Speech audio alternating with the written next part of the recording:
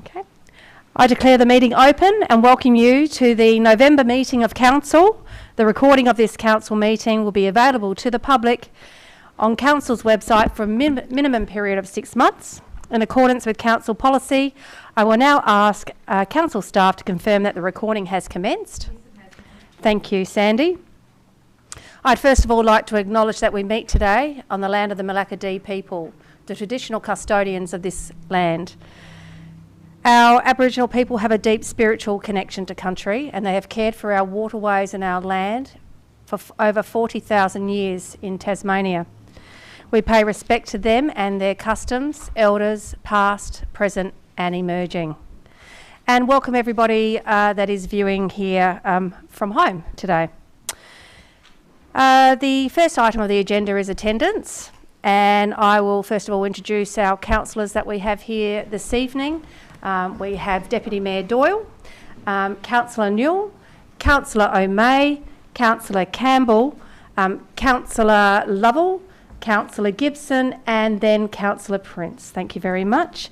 And introducing our General Manager, Emilio Reali. Welcome, Emilio. And if I can ask you to introduce the staff that are here this evening. Thank you. Yes, thank you, Mayor. In the chamber we have Director of Legal Governance Services, Matt Grimsey, Director of Infrastructure Services, Len Bester. We have Acting Director of Corporate Services for tonight, Tracy Hankin, Director of Community Services, Rebecca Stevenson, Director Environment and Development Services, Luke Chu, and support staff we have Executive Assistant Sandy Rustell, and the ICT Officer is Michael Glazer. Thank you very much, Emilio. Item 2 on the agenda is non-attendance, and 2.1 we have received an apology this evening from Councillor Wilson. 2.2 there are no leave of absence. 2.3 we have no absent. We go on to item 3, declarations of interest. Councillor, is there any item on the agenda which you need to declare a conflict of interest this evening? Yes, Mayor.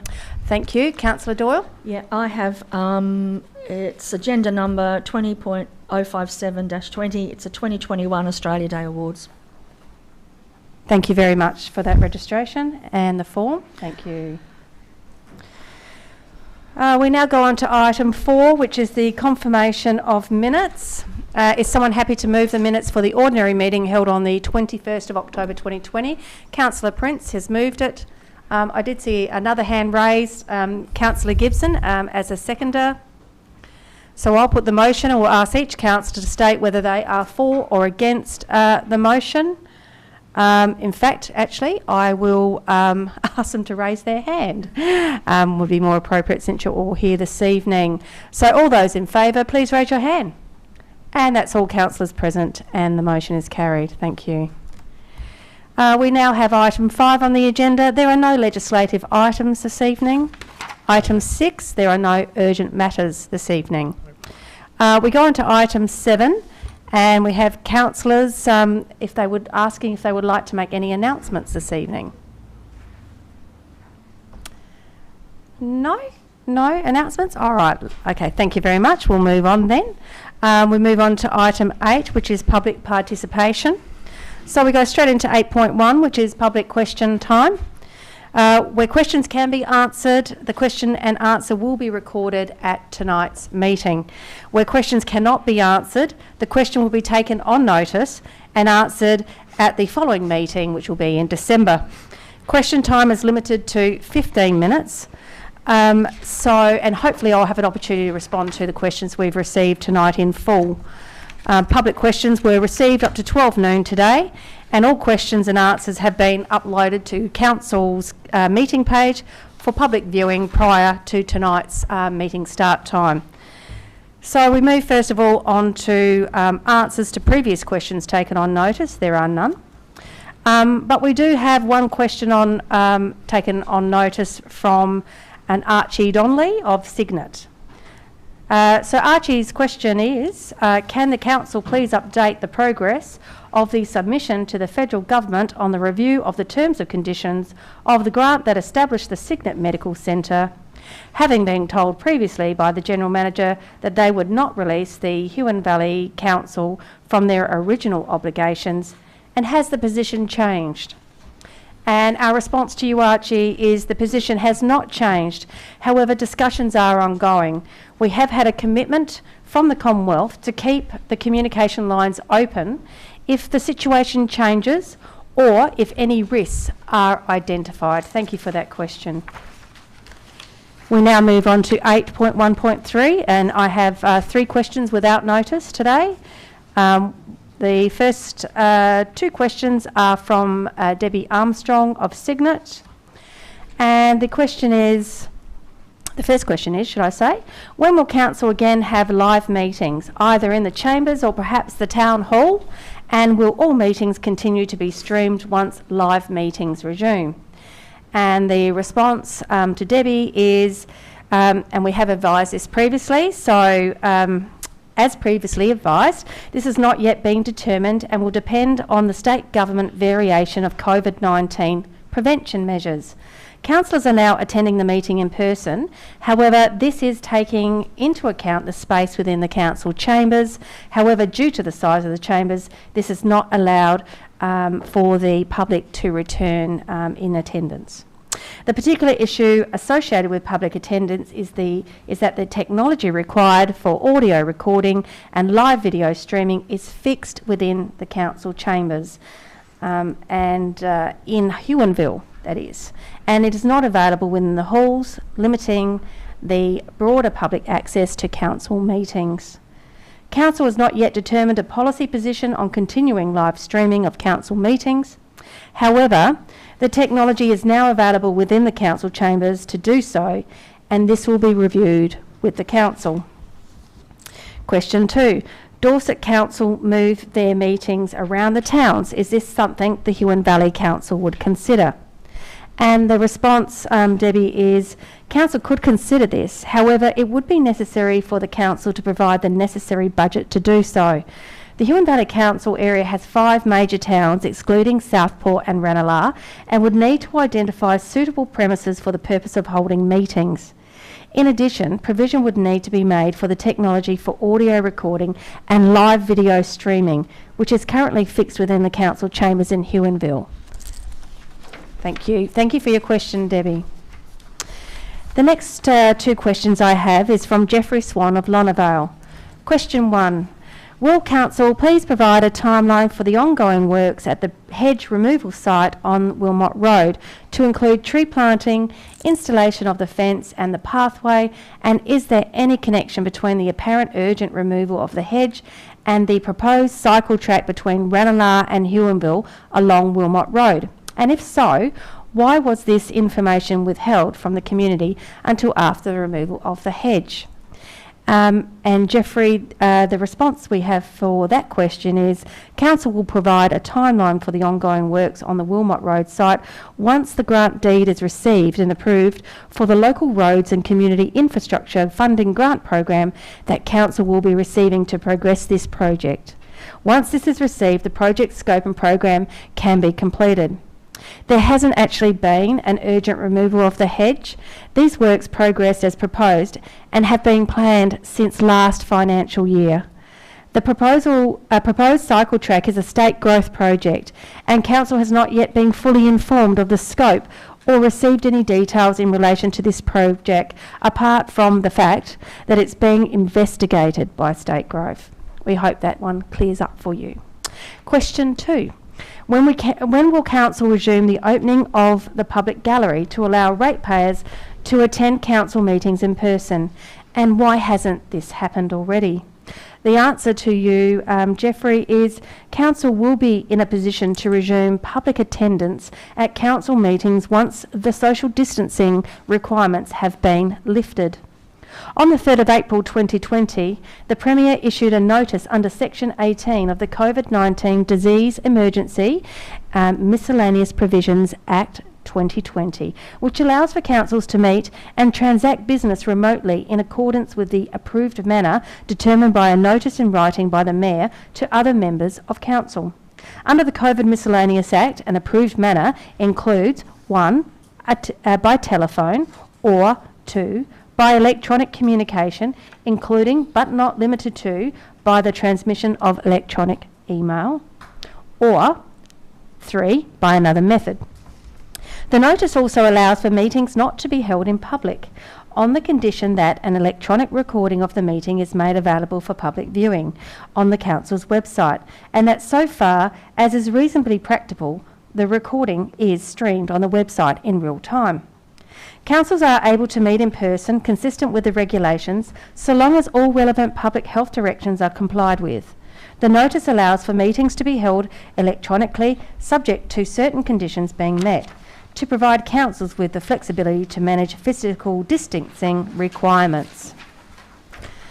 Under the COVID-19 Miscellaneous Act, all notices are automatically taken to be revoked 60 days after the declaration of the emergency cessation day. The emergency cessation day is a day declared by the Premier no later than 90 days after having received advice from the Director of Public Health that the relevant emergency circumstances no longer exist, so as to require the issuing of notices under the Act to reduce the risk of infection. Once the notices are revoked, councils will need to revert to complying with all relevant legislative and regulatory provisions, meaning remote participation will no longer be permitted unless amendments are made to the regulations themselves. That was quite a long answer, and as I said, the questions and answers are uploaded onto the website if Mr. Swan, if you wish to revisit that answer, or anyone else that's watching tonight. We move on to the last two questions for tonight, and they are from Carl and Lisa Price of Huonville. And the first question is, what height will the fence be along Wilmot Road in order to prevent bulls from creating traffic hazard? The answer is, look, we'll have to take this question on notice, and it will be answered once the final design height is determined. We don't have that information available tonight. And question 2, why were the residents along Wilmot Road not included in the consultations over the proposed removal of the hedge, even though it was decided and minuted in the Huon Valley Council September meeting that community engagement will be undertaken at a consult level with neighbouring property owners? The answer, Carl and Lisa, that we have for you is that Council endorsed the Huonville Recreation Ground Management Plan and Master Plan in 2015, following an engagement process. As outlined in our letter from the General Manager on the 3rd of November 2020. The plan has been an important reference for Council in achieving sustainable management of the area and long-term improvements. The document provides a vision for the area and guiding management principles. Among many other things, the plan identified a range of issues associated with the Wilmot Street hedge and recommended eventual replacement with planting of trees.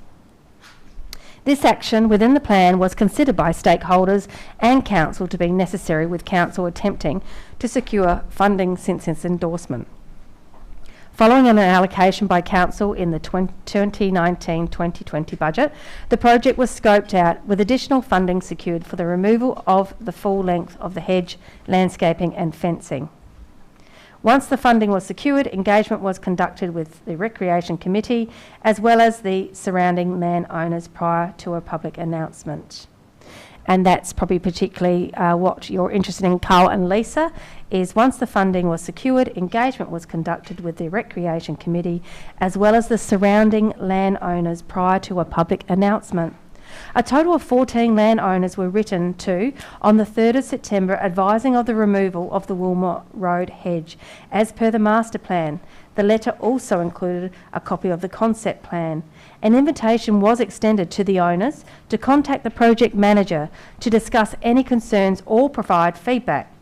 The project manager held discussions with 5 of the surrounding owners in relation to the project, clarifying questions and acknowledging their support. Broad community engagement with on-site meetings was not held more recently, as the action was included within the master plan.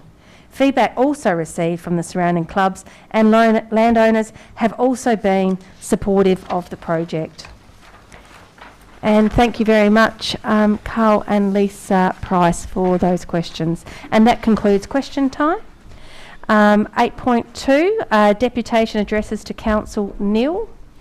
Number 9, petition. So, councillors, we have a report before us this evening, the feasibility study into the upgraded Jeffreys track that relates to a petition that council received at the council meeting of the 21st of October 2020. The report in front of you this evening is titled Feasibility Study into the Upgrade of Jeffreys Track and Related Petition. The agenda number is 9.004/20. Do I have a councillor to move a motion? Thank you, Councillor Gibson. And a seconder, please. Councillor. You'd like to move an amended motion? We will hear your amended motion. Yeah, it's very minor. I think it's worth doing. At the end of B, I think we could say with an accompanying letter stating that. Sorry, I didn't turn it on. At the end of B, we could say with an accompanying letter stating that Huon Valley Council wishes the state government to take no further action on upgrading Jeffreys track. And at the end of D, we could say, and a copy be sent to the petition author with a cover letter addressing the residents and reassuring them that the council will not pursue the matter further. Okay. Just if we can just hold for one moment, following what you just said. So in C, the council resolves that the council does not support any upgrade to Jeffreys track to any formal road status for light vehicle or heavy vehicle use, as it is not viable and is not supported by the affected communities. That's right. So you're wanting to state that in B that we include that position in a cover letter. Minister, yep. Okay. And also to the petition, I mean, you can't get back to everybody, but at least the petition author saying the same thing. Okay. And maybe sending a copy of the study as well. Okay. All right. So this what received a note and forwarded to the Minister for State Growth for consideration. So with that, I'm going to have to refer through the General Manager perhaps to Matthew to put it in the best way. Is it simply adding another sentence on Matthew, or is it saying B part 1 and then saying a letter just so that we can have it repeated out? Have you recorded it in a certain way? So thank you, Mayor. I've just recorded it verbatim as Councillor Gibson, which was with an accompanying letter stating that Huon Valley Council wishes the government to take over the actions on upgrading the track. Take no further action. Take no further action on upgrading the track. To reflect the first dot point, though, isn't it? Yes. Because, exactly. Okay, to reflect the first dot point. And to write to the author of the petition. Saying the same thing, essentially. Stating the same thing. I think that the residents would be very reassured If there's a letter. Get a letter to say that. Okay, that's okay. To know that a letter is going to the state government to that effect is what you're saying. Okay, all right. All right, can I have someone to second that amended motion? Councillor Campbell. Okay, all right. And let me go back to my original page. And I'm just going to update that. Right, Councillor Gibson, would you like to make some opening remarks, please? The study states that interest in the development of Jeffreys Track as a transport link led Huon Valley Council to commission Deloitte to do the feasibility study. I guess I have a question back to the General Manager, if possible, if he could give a summary of how this was expressed and by what channels, and was it a broad community interest? Through you, Mayor. It actually took place after the Plenty Link Road feasibility study was completed. So that was a grant from the federal government, and there was a lot of interest in the Plenty Link Road from Derwent Valley as a link between Derwent Valley and the Huon Valley, and Derwent Valley actually applied for the grant and was successful. They conducted the feasibility study, and once the study was completed, and it basically determined that Plenty Link Road wasn't such a feasible option because of traffic volumes it would require to make it work as well as it could economically.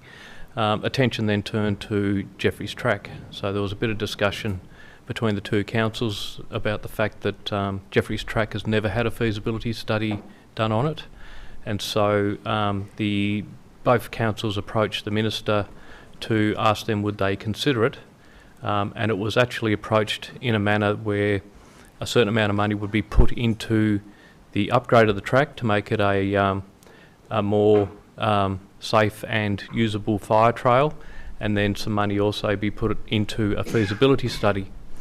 The state government looked at it as an election promise and actually agreed to it, providing that each council put in a portion of the feasibility study amount each. So they agreed to, I think it was 93 or 97,000 for the upgrade works, and then 50,000 for the feasibility study, providing Derwent Valley and Huon Valley put in 25 each. The Minister of the day then had some reluctance to progress it because it's not a gazetted road, and asked would one of the councils would they actually be interested in taking it over as a road, but to have it a gazetted road it would mean that it would have to be maintained to a certain standard, which meant that it would be very costly. So it didn't progress for a little while, and then we were asked were we still interested in getting a feasibility study done by the state, and we said yes. They said they would still provide the grant, and we asked would we need to actually use any of the money for the upgrade, could we use it all for the feasibility study? And at that time we did get some advice from Tas Fire Service, who said that it's pretty futile trying to upgrade the track because it gets torn up pretty quickly by four-wheel drivers. So they said if they need to use the track they would bring in a bulldozer anyway and push the track in so that they can get their vehicles through the bits that they need to. So they allowed the whole grant amount to be used for the feasibility study, and we actually took carriage of the project because Derwent Valley actually took carriage of the Plenty Link Road project. So we did the Jeffreys Track on that basis, and I guess the rest is pretty well laid out what actually transpired. So was it that it was something that just needed to be sort of ticked off as it wasn't necessarily that Huon Valley Council was saying that they wanted to do it. It was something that was an exploration of whether it was possible. It was an exploration of whether it was possible because there was interest in Plenty Link Road, and the result had come back that it's not feasible. And then there was, I think questions from councillors and community saying, what about Jeffreys Track? And we actually looked to see if there was a feasibility study done on Jeffreys Track, and we couldn't find any historical information apart from some books that showed that back in the 1860s there was interest from the government of the time to push in a road and even a possible railway track.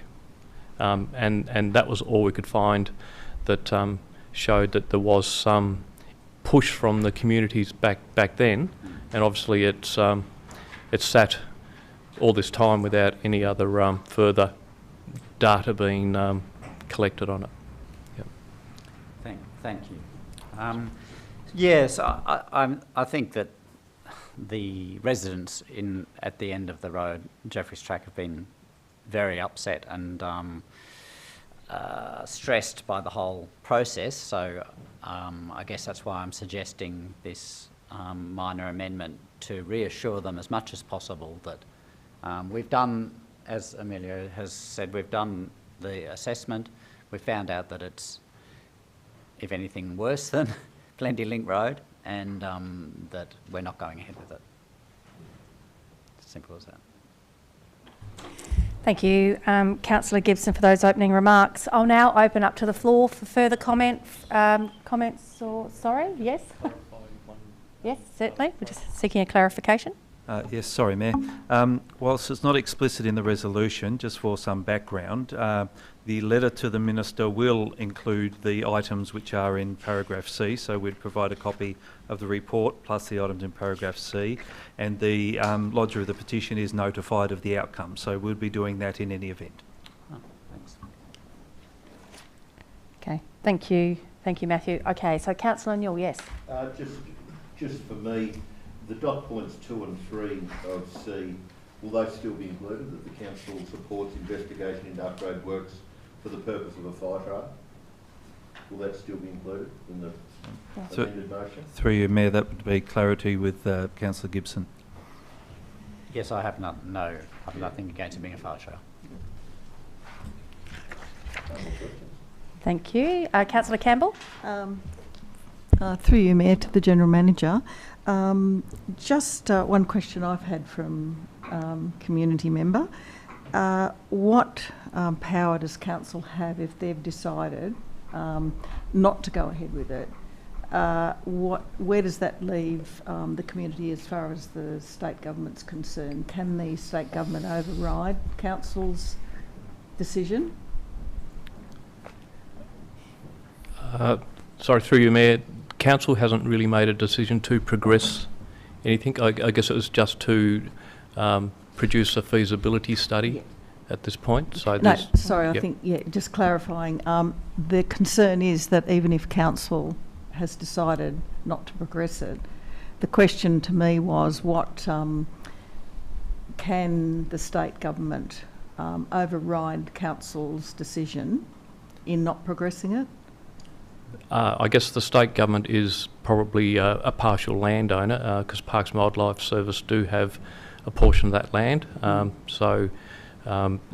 guess they could develop the trail into a higher standard, but there's a lot of other stakeholders that would need to be consulted and negotiated with to actually complete the whole task. But I think you can see from the study itself and the cost that's involved.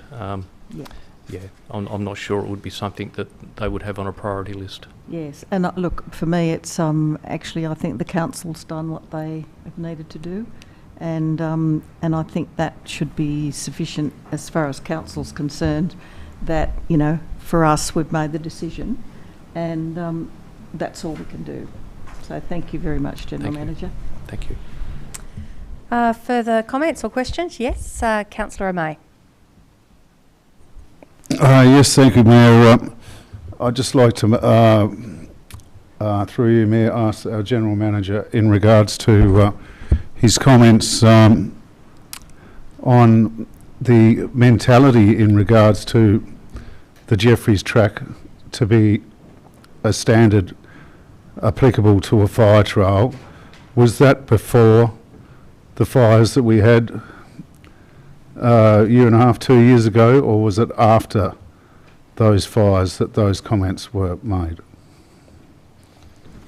Through you, Mayor, it was actually prior to the 2019 bushfires. Thank you. Well, I personally believe, and I'd like to add on to Councillor Newell's earlier comment, that as we've experienced in the massive fire that we had here previously, fires can be slowed up or contained or prevented by means of maintenance and or accessibility. I personally believe, to use the words as you described before, that it's a waste of time doing this because bad behaviour is going to destroy the track, is a very poor undertaking in my view. It's a policing matter and it should be addressed. As Hobart and the greater assets of Hobart being the suburbs are primarily at the front of this small isthmus at Jeffreys Track, I believe there should be a little bit more effort put into making this a point of contact to either stop fires or be able to have a backburn or an area that we can put our fire personnel in in a safe manner to do something to either prevent or slow up a fire, which, if it gets into the Wellington Ranges, threatens Greater Hobart. So I personally believe this council should take an undertaking to state government to try and get something done to at least have a safe, organised track there for fire personnel to be able to use, and not use a cop-out to the effect that it's going to be destroyed by bad behaviour. I think we really should push hard on that point, and Councillor Newell put a very good point up there earlier on. Thank you. Thank you, Councillor O'May. Yes, Councillor Doyle. I think, just to reply to Councillor O'May, I think we need to also take some advice from Tas Fire, and that's what the General Manager is referring to, that they're willing to put a bulldozer in there if they have a fire. And that was their words, I believe. So do we go against Tas Fire, or what do you think? Like, I don't know. Yes, you can talk to us. If I may respond to that, thank you, Councillor Doyle. Yes, that's okay to put a bulldozer up there, but as we see with the previous fire recently, there's no point closing the gate after the bull was bolted. So my comments were specifically to have an area that could be backburnt to a level of safety to be able to use this isthmus as a cut-off point. I personally don't believe in sending a bulldozer up once the fire's already started. Fire behaviour is very unpredictable and very rapid at times. So to be able to get guys organised and get up there on a bulldozer and safely put a trail through, from my observations of the previous fire we had, when the fire is coming, there's some things that you just can't do. So prevention's better than cure. It is only a small isthmus of land that we're talking about here. I'm not suggesting that we need a public road or anything of such. All I'm saying is we have a preventative method there to stop a fire from getting into Wellington Ranges, and to be able to make it safe for our fire crews to be able to get up there and operate. That's all I'm suggesting.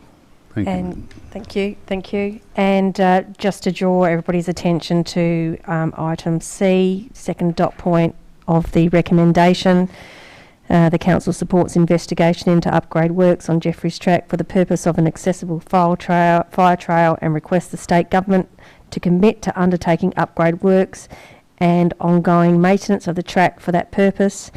Just to reassure councillors that when we undertake that process of making requests to government, we follow up and continue to follow up. So if you have concerns that it might be left, it won't be, it will be followed up, and the conversation will continue. Okay, all right, so I'm just, so Councillor Newell, you wanted to ask a question or make a statement? Just make a statement. Yep, Look, sure. it's not just for a fire trail either. I mean, for 40 odd years of my life, and yours too, Mark, we've used it recreationally, and it's always been a lovely family thing to do. Not all recreational users tear it up. I've never gone up there with that intention, and I haven't seen any maintenance on that track for years. It's actually at a stage at the moment which I think it's quite dangerous to, especially to inexperienced recreational users. So I just think like you said, it's good that we will keep on to this, and I think some maintenance on it is long overdue. Thank you very much. Yes, Councillor Lovell. Through you, Mayor, I just wanted to ask, is there actually any point in doing this amendment when it's already going to be included? Matthew said it's already going to be included anyway. I think it's probably because it wasn't written in such a way that made it clear as a standing recommendation that that's what would occur. Right. So the way that amended motion ensures that it's a standalone. It stands alone, and it's very clear for anybody looking in future that that's what we actually did instead of a process. Yep, thank you. Yes, Councillor Prince. Thank you, Mayor. I'm actually a massive fan of, as you've pointed out, the second point there. I've seen what happens in bushfires when there are no trails and breaks, and I've seen some towns on Kangaroo Island that were certainly saved by the roads and the brakes they had. So if I was a resident of the Greater Hobart area, I'd probably sleep a little bit more sound in the summer, knowing that the government had looked after me and sort of provided the appropriate fire trail infrastructure in there. And also to the point you made, Councillor Newell, I think you're absolutely on the money when you're talking about the quality of recreation. I think my mum's probably told everyone in Mountain River over the years that she used to drive her old Cortina from New Norfolk to the Huon. And you probably couldn't take a two-wheel drive or even half of the four-wheel drive cars over there now, so it's certainly fallen into a pretty sad state of disrepair. The other thing as well that probably gets overlooked in the report is that once you, even at a fire trail standard, I guarantee you people will ride bikes and they'll walk over it because it's there, because they feel confident and safe to do so. So, I totally support the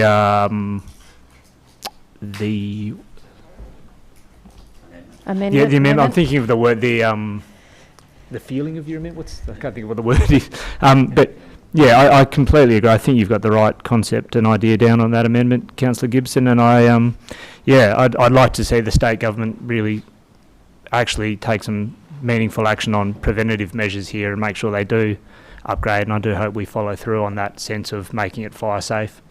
I know it's a bit of a double-edged sword. When you do improve the fire safety, there is a slight detriment to native land or to wilderness, but it's also a fairly safe preventative measure because, like I said, I've seen what happens to wilderness when it's been torn through by fire, and I'd rather the road. So, thank you. Thank you, Councillor Prince.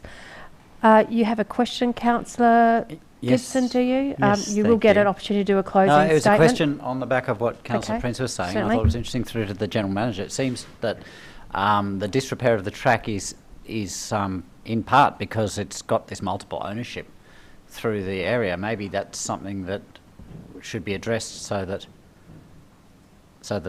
it's clear who is actually maintaining it.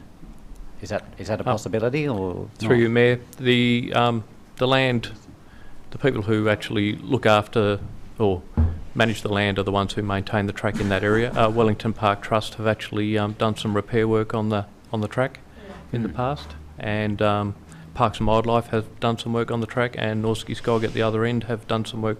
So each one has taken responsibility. Okay. I'd also like to point out that it's not all four-wheel drive clubs or the recreational users that do the damage. It's a certain group that use it for their extreme four-wheel driving. So thank you. Thanks.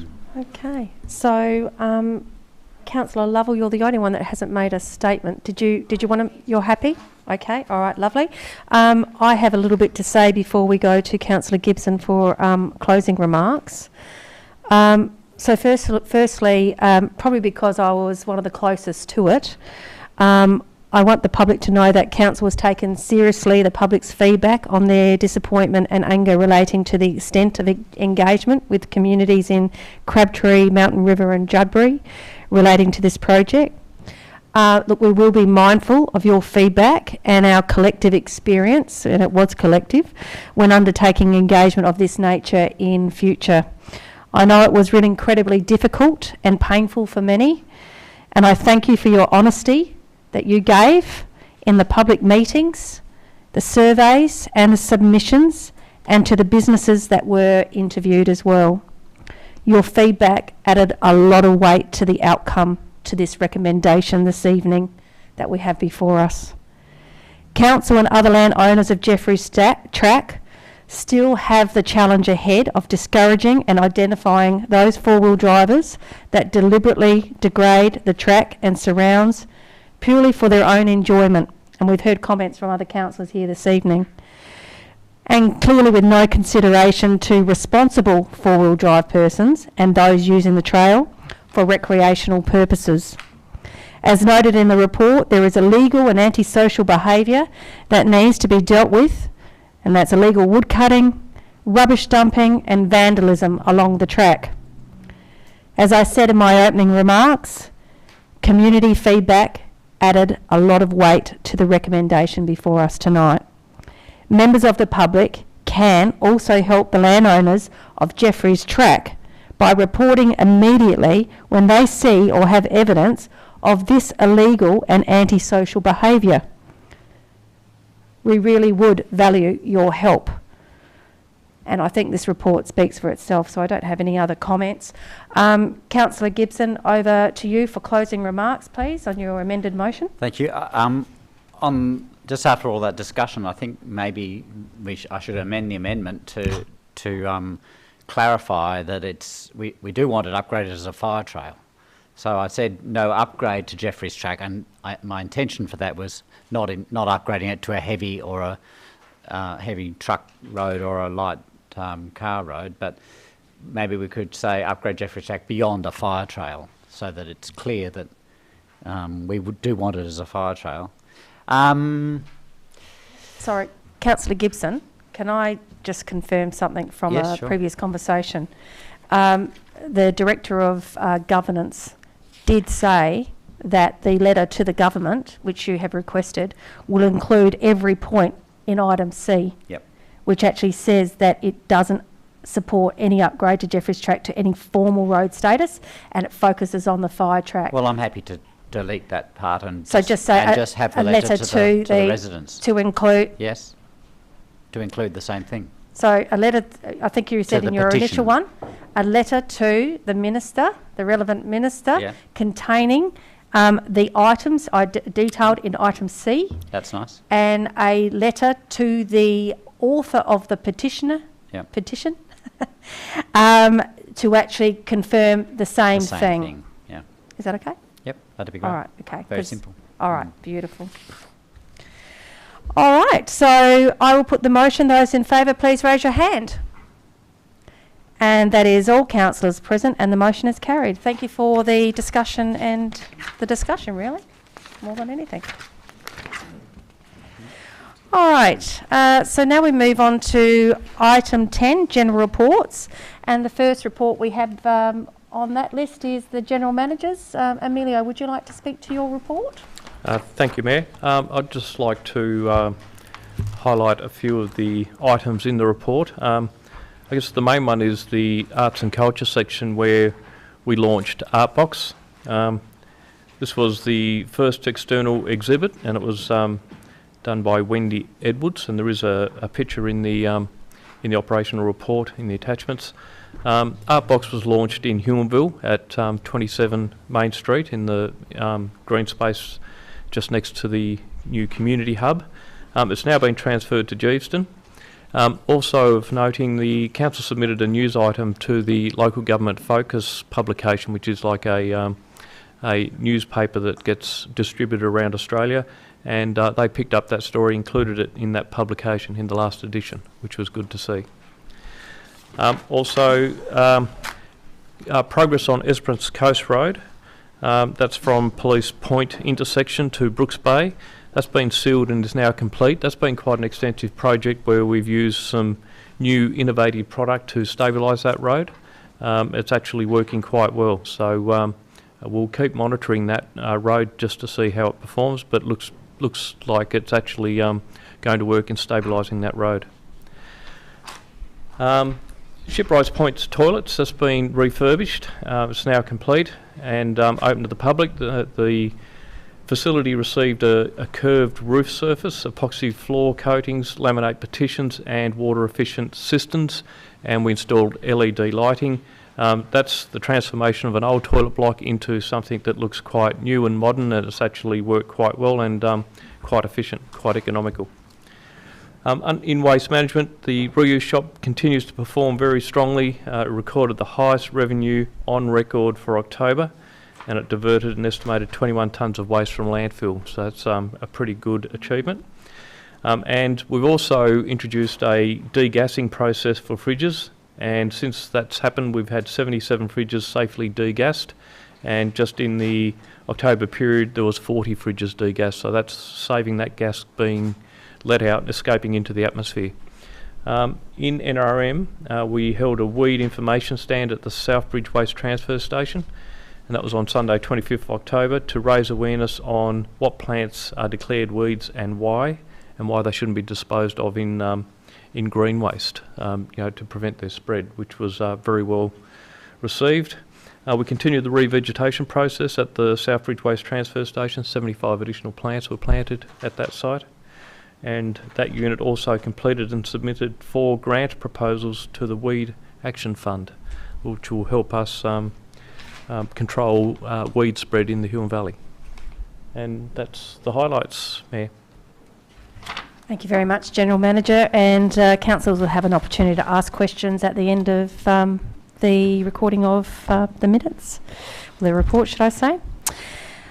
The next item on the general reports is the Mayor's activities report. So the month of October included for me business visits to Geeveston, Cygnet and Huonville.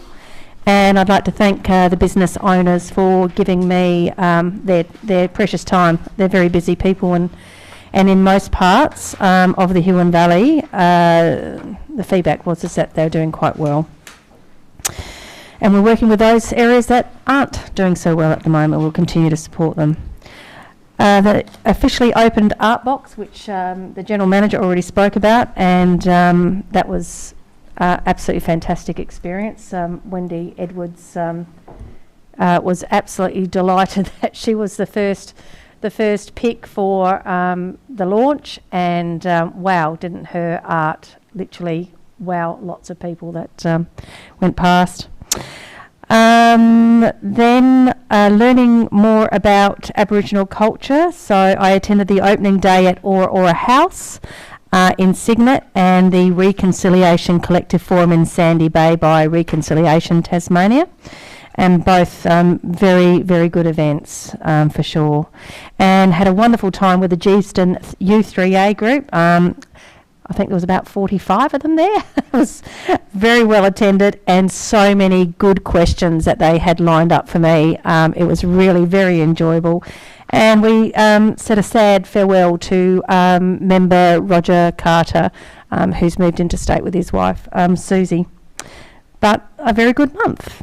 The next report we have there is the first quarter of the 2020-2021 annual plan implementation report. Did you wish to speak to this at all, General Manager? Mayor, I'm happy to take questions on that. Yep. All right. We'll wait to the end and we might have some questions. The next item on the list there is Emergency Management Committee meeting minutes, the 12th of October 2020. I'm the chair of that committee, but I do share the seat. I share the committee with my fellow member here, Councillor O'May. And just a couple of items that I wanted to draw attention, particularly to the public that might be listening and don't have time to read the minutes. This is around bushfires, so fairly important, really. The soil dryness index for October 2020 was extremely low in contrast to 2019, indicating that there could be a delayed start to the bushfire season. And the Tasmanian Fire Service is not expecting any changes to the soil conditions until Christmas. The Huon Valley Council launched their bushfire social media campaign this month, November. The campaign matches the Tasmanian Fire Service messaging, including promotion of the Bushfire Ready Neighbourhood program. The media campaign goes through to April 21 with a focus on winter burns. So every month the council will be putting out messages about bushfires. And in the likelihood of there being a bushfire during COVID-19, and I certainly know that none of us want that situation at all, we did have to consider, and the council municipal emergency team have had to consider what that would look like when opening up the PCYC as an evacuation centre during COVID-19. And the focus will be absolutely on relocating community members. So we are asking all residents of the Huon Valley to strongly consider now your alternative accommodation arrangements with family and friends, and perhaps someone that's out of this municipal area should something like that occur. Thank you. We now go on to Youth Committee minutes, 19th of October, and I'll refer to the Director of Community Services. Should you wish to have something to say on that, Beck? Thanks, Mayor. The main focus of this meeting in October was actually a presentation and an opportunity to have a discussion with Jerry White from the Circular Economy. Jerry spent some time with some of our members just going through their ideas and their visions, I guess, for the Valley. There was also an opportunity to provide feedback from the young people on the Mental Health Week event and 6 steps to having a conversation postcards. So it was very short and brief topics, but very in-depth conversations. Thank you very much, Beck, for that. Next report there is questions taken on notice from the Mayor at the October Council meeting relating to General Manager's report, Marketing Strategy Status Report.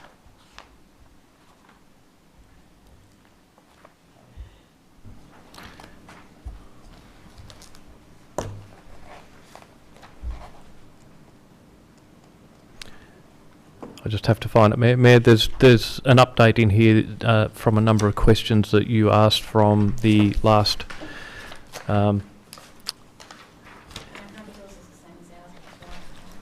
Yes, it is. Yep. So sorry, just trying to find it. Yep. So page 110 of 110. So there's a list of questions there, and the replies. Is listed on that page. I don't know if there's anything you would like to specifically point out. No, that's fine. So, yeah, page 110 of 110, and I can see that it's, all the questions that I asked around the brand work specifically, and some ABS stuff. So, no, that's excellent. Thank you very much for coming back to that. I'm sure there will be people in tourism that will be interested in those extra bits of information, so thank you.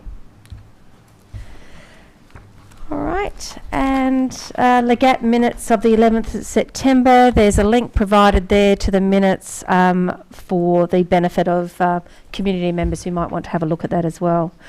So do any councillors wish to table and speak to their activities this evening?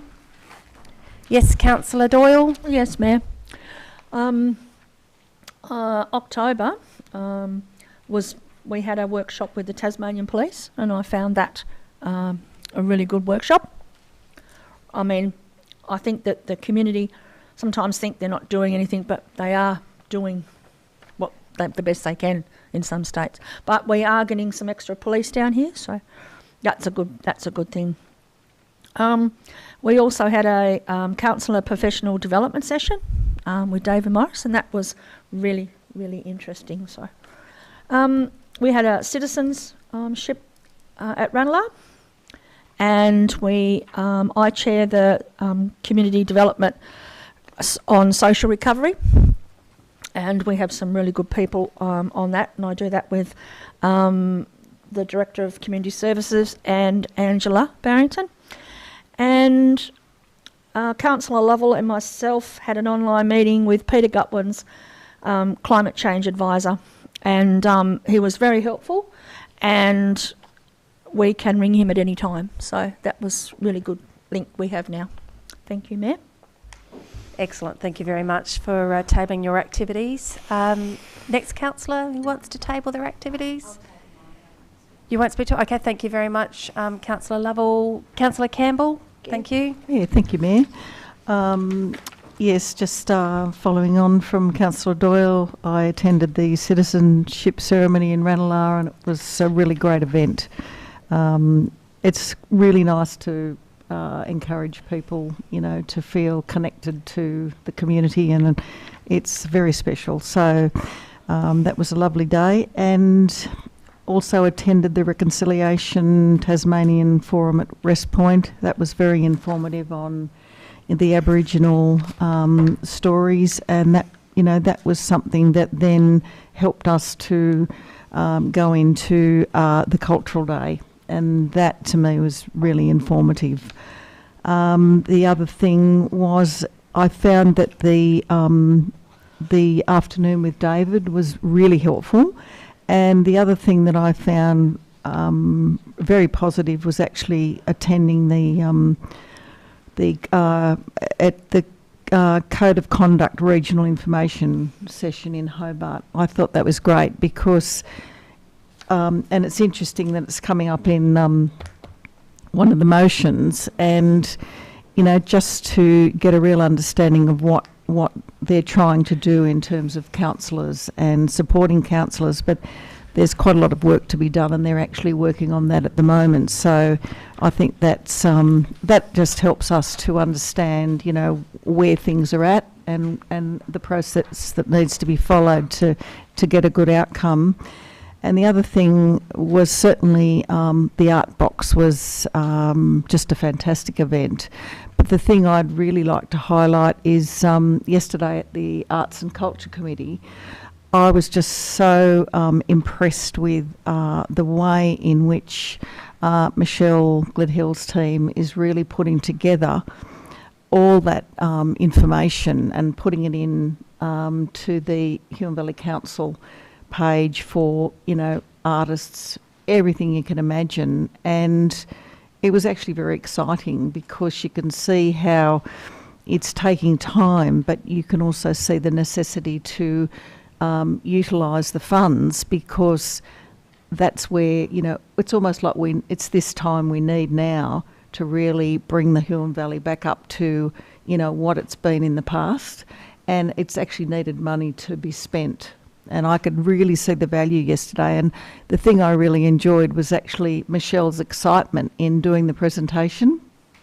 And the amount of work that's going into it is phenomenal, really. So, yes, if you could pass on my thanks to the economic development, and thanks for, having the privilege of listening. Thank you. Thank you for a summary of your activities. Are there any other councillors? No? Okay, all right. So, do I have a councillor to move a motion that the general reports and minutes for the period 1 to 31 October 2020 be received and noted? Sorry, sometimes I miss those things. I think it might have been Councillor Gibson and Councillor Campbell. So, Councillor Gibson to move, and second, Councillor Campbell. Okay, so Councillor Gibson, do you have any opening remarks before we go straight into asking if anybody has any questions? No? So I'll now open up for discussion and also to find out if there's any questions regarding any of those reports that are being tabled tonight. Okay, all right, because once I speak then it's sign off, okay, just conscious of that. All right, I do have a couple of questions. Just want to, through you, General Manager, to do with community services. Page 61 of 110, just seeking clarification, Beck, more than anything else, to be honest. Once you get to that page, if you just let me know. All right, thank you. The second item on that list there, it says the number of responses to community engagement surveys equals 15. Does that number actually mean the number of community engagements in total for that period, not the number of people that have responded? Correct, Mayor. So, it's okay. Given it's the first quarter, we've gone back and actually reread it ourselves. Yeah. So it actually should say number of community engagement opportunities. Thank you. Then that's how broad. So that's across the community development area as well. Yeah. Not our communications. Yeah, that makes sense, because I know, I see the numbers that come in of how many people engage with individual projects. So no, it's not surveys, it's actually the opportunities that's offered. Thank you very much. That's great. Okay, all right. I have a question, General Manager, about the planning, and that is page 89 of 110. And it's the last item on the page. So I'll wait for people to get to that point. Yeah?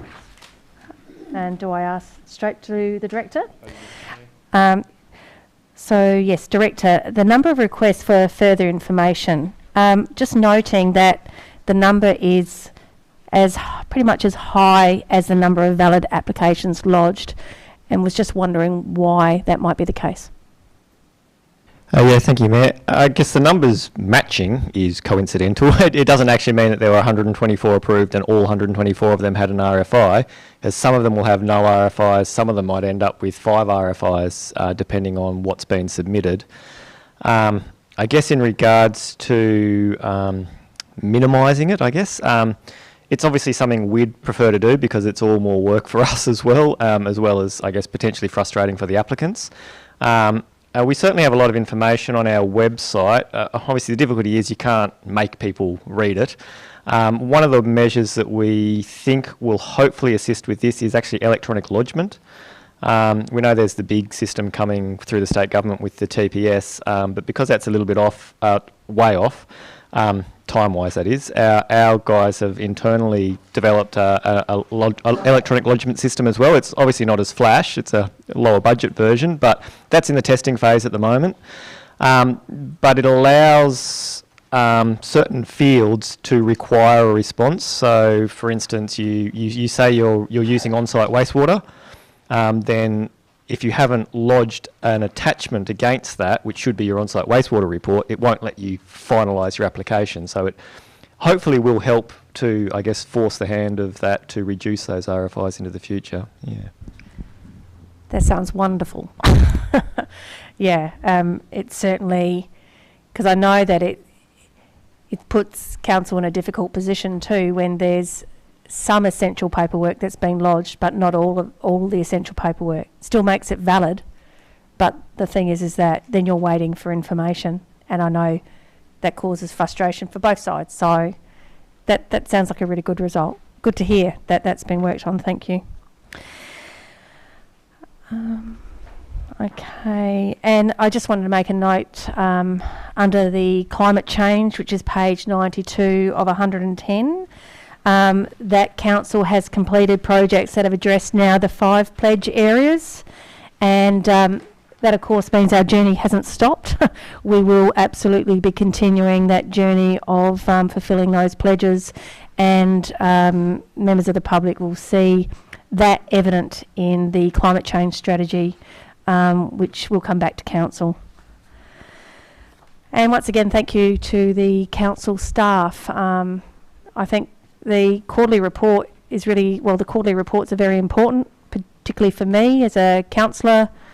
It gives me a really good indication of the really broad work that our council was responsible for and responsible for reporting to us as well as our community. So thank you for that. Right. Okay, so I'll put the motion then. All raise your hands if you support the motion. If you're in favour of the motion, please. Okay, that's all councillors present, and it's carried. Thank you. We now go on to item 11, council workshops, and I'll just hand over to the General Manager to provide an overview on those. Thank you, Mayor. So, council workshops for the last period, 27th of October, we had staff from Centacare Evolve attend a council workshop, and they provided a presentation regarding the services there that they provide and also the projects that they will have going in the Huon Valley. They are a housing provider to the Huon Valley, and they also provide a lot of support services to people in housing or in need of care. Their services are quite wide-ranging. 10th of November, Legat provided a presentation on council's responsibilities as a planning authority. So we had the policy director from Legat attend and ran through a presentation, picked a number of real-life examples, and we actually ran through those, and I think it was beneficial to understand some of the complexities of the planning scheme. On the 17th of November, the Director of Infrastructure Services and the Manager of Asset Planning and Process provided a presentation and also led a discussion on the Huon Valley Council Asset Management Strategy and the long-term strategic asset management plans. Now, these are documents, statutory documents that councils have to have and renewed every 4 years. Ours is up for renewal, but they're basically being complete rewrites because the processes have changed over the years, and I guess the Institute of Public Works Engineering Australia have actually done another round of development or improvements in asset management, so we've managed to capture those in these plans, and they'll be coming to the December council meeting. We also had Volunteering Tasmania in conjunction with Huon Valley Council because we're working together in developing a volunteering strategy for the Huon Valley, and this was part of their Safeguarding Volunteering project. The representatives from Volunteering Tas presented their initial survey findings to the council and looked at our profile and discussed and took away feedback and council views on volunteering in the valley. So that'll also be coming back to council once that project's further developed and a bit further down the track. 18th of November, the Director of Legal and Governance Services and the project officer from that area revisited the land strategy. So this is a project that's been underway for some time. We've done some work on developing policies there. There's been a few site visits and surveys of the land, so that came back to councillors for feedback and comments. And it says the General Manager, but actually it was the Director of Infrastructure Services, presented a little presentation on which priority projects will be put forward for potential funding for the next round of the local roads and community infrastructure projects. And that was it, Mayor. Very good. Thank you. Good roundup. So now we go to item 12 of the agenda, councillor questions. There are no questions on notice. 12.2, councillors, are there any questions without notice today? Right, moving on. Thank you. Item 13, there are no notices of motion. So we go straight into our first report, the proposed schedule of ordinary meetings of council and annual general meeting dates for 2021. Agenda number 15.019/20. Do I have a councillor to move a motion? Councillor Doyle. A seconder, please. Councillor Campbell. Councillor Doyle, do you have any opening remarks? No, Mayor. I mean, we have to set these dates and, so it's all pretty standard. Yep, thank you very much. So I'll now open discussion to the floor and for any questions or comments. No, I think we probably all feel pretty much the same as what Councillor Doyle said, really. So any closing remarks? No. So I'll put the motion. All those in favour, please raise your hand. And that's all councillors present and the motion is carried. Thank you. We now go to the Local Government Associations of Tasmania General Meeting motions, agenda number 15.202/20. Councillors, we have before us this evening several motions that have been prepared for the Legat General Meeting on Thursday the 3rd of December 2020. Tonight we will vote on each recommendation separately. You will have an opportunity to make one comment as per normal and ask questions for each motion. The final vote of the council will determine how the mayor votes at the general meeting. However, just noting in the recommendation that the mayor has discretion to vote on amendments to motions subject to general consistency with the policy position and subject to relevant matters of debate on the day at the meeting. So, I'll just go straight to where I need to go.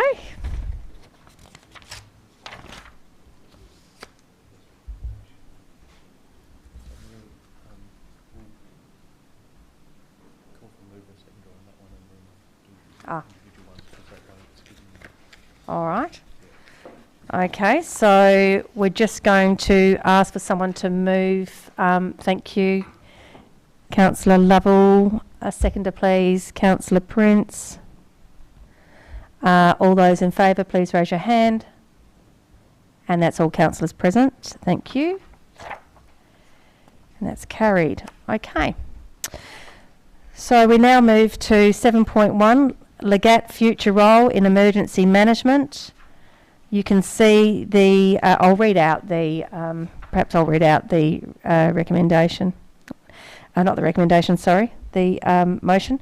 That member councils agree to Legat having an emergency response role when there is a significant statewide impact as a result of an emergency event and the State Control Centre is activated by the State Emergency Management Controller. In these circumstances, Legat's principal function will be as a local government liaison officer embedded in the State Control Centre. We have a recommendation in front of us to support that motion. Do I have a councillor to move a motion? Yes, Councillor Lovell. A seconder, please, Councillor Doyle. Councillor Lovell, do you have any opening comments regarding that? Just to say that I support that one, yeah. Yeah, certainly, thank you. Open to discussion on the floor. Any comments, questions? Yes, Councillor May. In saying this, does it give any definitions of what it's suggesting would be a trigger for this level of takeover? If I can just confirm the understanding with the General Manager and the Director of Governance, this is when the state government declare an emergency in the state? Is when that would actually trigger this position?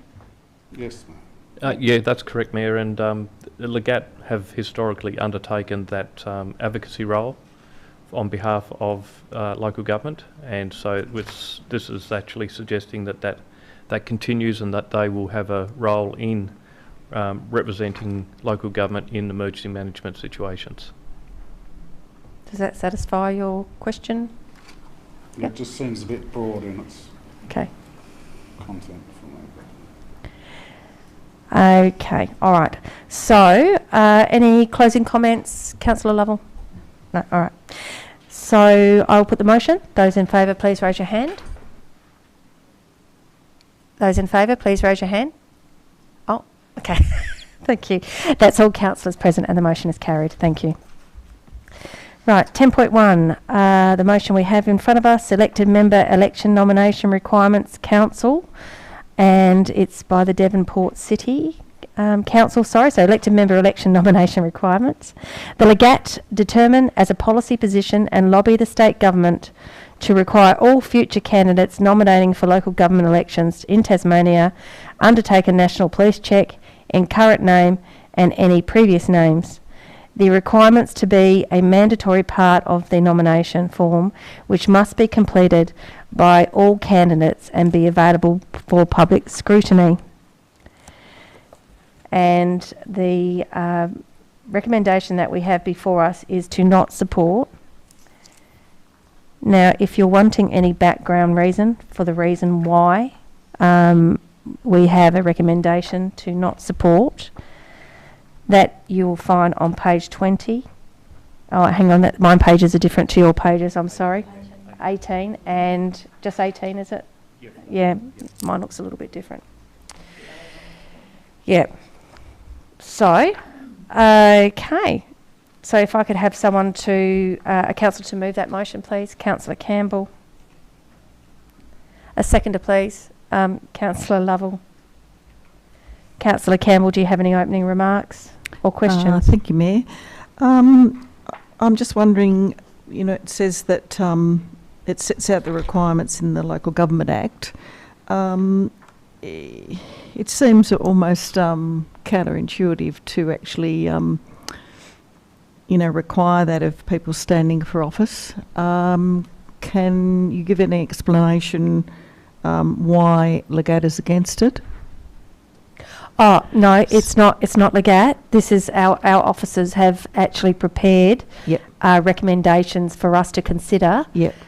So it would, so through the chair. Yes. To perhaps the Director of Governance. Yes. To explain why the recommendation is as it is. Yeah, thank you. Yes, thank you, Mayor. So the reference in relation to Legat not supporting it is that this motion has been before Legat at 3 previous general meetings and was certainly not supported by this council at the time and not supported by Legat. One of the particular issues is that the Local Government Act is clear in the circumstances where a person is ineligible to run for the office of councillor or be a councillor. So they're barred by a court for nominating as a candidate, bankrupt, serving a term of imprisonment, or have been sentenced for a crime but the sentence has not been executed. So very limited set of circumstances. You obtain a police check on a candidate. You do not obtain a police check on a candidate for state or federal elections. How that is to be used could be quite detrimental for somebody who might have a police history, but may well be reformed and a valuable contributor to society. So at the end of the day, it is something which has the potential to be used in an improper way for no real particular purpose or gain for the electorate. Thank you. Thank you, Director. Thank you for that explanation. Okay, so over to the floor for discussion. Comments or questions on that one? No? Okay. All right. So I'll put the motion. All those in favour, please raise your hand. And that's all councillors present, and the motion is carried. We now go on to item 10.2, Code of Conduct and Arbitration Requirements, and the council that's putting forward this is Georgetown. That Legat call on the state government to include mandatory arbitration in the first instance of the Code of Conduct process. The recommendation we have before us this evening is to support that and support an amendment to the motion to replace the word arbitration with conciliation or mediation, which means that that is what we would be putting forward as an amendment to that, to actually change that wording. That's what we're voting on, that recommendation. Do I have a councillor to move a motion? Councillor Newell. And sorry, seconder, Councillor Prince. Councillor Newell, do you have any opening remarks? I think this is a great first step. Yeah, good, thank you. I'll now open discussion to the floor, and are there any comments or questions? Yes, Councillor Prince. Oh, sorry, Councillor Gibson. Just a question about in this amendment, I don't know, conciliation or mediation. One or the other? Is that, Yeah. yeah. It's hard to just tell. I'd probably swing towards mediation, but I guess it looks awkward if it's you're looking for an amendment to have a choice of two. What's your position? Well, we'll just get a comment from the Director of Governance. Thank you, Councillor Gibson. The reason that I haven't nominated conciliation or mediation because it actually needs some consideration as to what the best process is for the Code of Conduct process. So mediation is a much more extensive and costly process, which may not be suitable for the Code of Conduct process, as opposed to conciliation, which more drives towards an outcome. So there is a preference slightly toward conciliation, but I think it should be left open for those options to be considered as part of the process they're going through. So the proposal is that there would be a choice depending on the situation? No, not proposal for there to be a choice, but for the proposition to be put through to the state government to include a conciliation or mediation in the first instance. So whether that will be mediation or conciliation will be determined by the state government. And could you just briefly define arbitration and why you think that's not appropriate? Arbitration results in a decision. Yes. So a binding decision, which is a little bit contrary to the process, which then, if it fails, goes straight onto the Code of Conduct panel process. Thank you very much. Any other comments or questions regarding that one? Yes, Councillor Prince. Just quickly, Mayor, I agree with Councillor Newell. I think this is a great first step. Thank you. All right, Councillor Newell, do you have any closing comments? Thank you. All right, so I will put the motion. All those in favour, please raise your hand. And that's all councillors present, and the motion is carried. Thank you. And thank you, Director, for explaining that. 10.3, Code of Conduct Panel, being put up by the Kingborough Council. And the motion reads that the Local Government Association Tasmania declares it has no confidence in the Local Government Code of Conduct Panel and calls on the Minister for Local Government to take a more active role in resolving the issues. The recommendation that we have before us this evening is to not support. Do I have a councillor to move a motion? Yes, Councillor Campbell. A seconder, please. Thank you, Councillor Lovell. Councillor Campbell, do you have any opening comments, please? Thank you, Mayor. Yes, I can actually see why we wouldn't actually support it at the moment. Having been to the forum, I think it's important to make sure that things are done, in due process, and I think that's actually happening. So, yes, I can understand why we don't support it. Thank you. Thank you. Yes, Councillor Gibson. I just wonder why we, in this case, don't also put an amendment leaving out the part about declaring it has no confidence in the local government code of conduct, but still calling on the Minister for local government to take a more active role in resolving the issues. Yes, I'll ask the Director of Governance, to Yes, provide some information. Through you, Mayor. Thank you, Councillor Gibson. The issue is, as put in the comments in the report, the call on the Minister for Local Government to take a more active role probably leaves out the fact that local government needs to be a very active party to the process to actually come up with a solution. And that is what is currently happening. The government is consulting with local government, so I think it would be counterproductive to then turn it back onto the Minister in that perspective. Thank you. Thank you.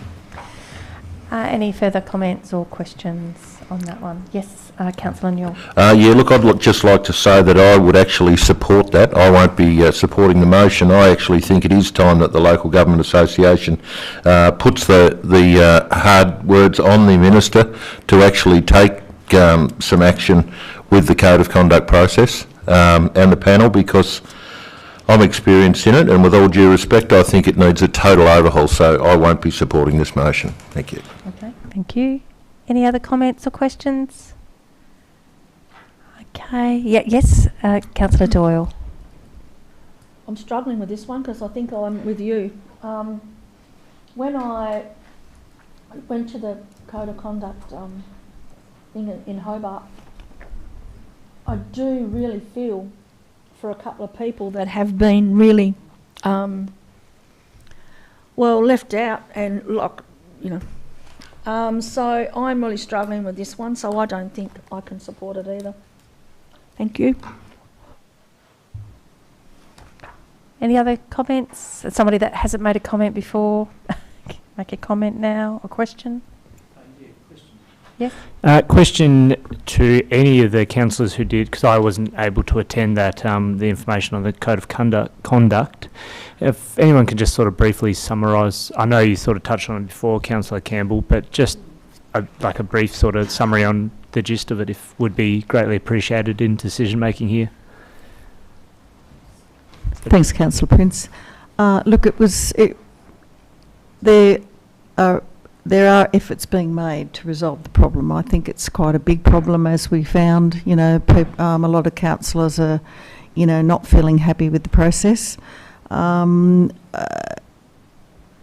sort of want to push them along, but they're actually making efforts, and they're engaging people to work with with Legat, and yes, it's unfortunate. It's a bit of a vexed issue because, when you've got councillors suffering, and that's something that we raised ourselves, that if you don't have the same sort of voice or rights to stand up for yourself, then, it's a loss of your own credibility, really.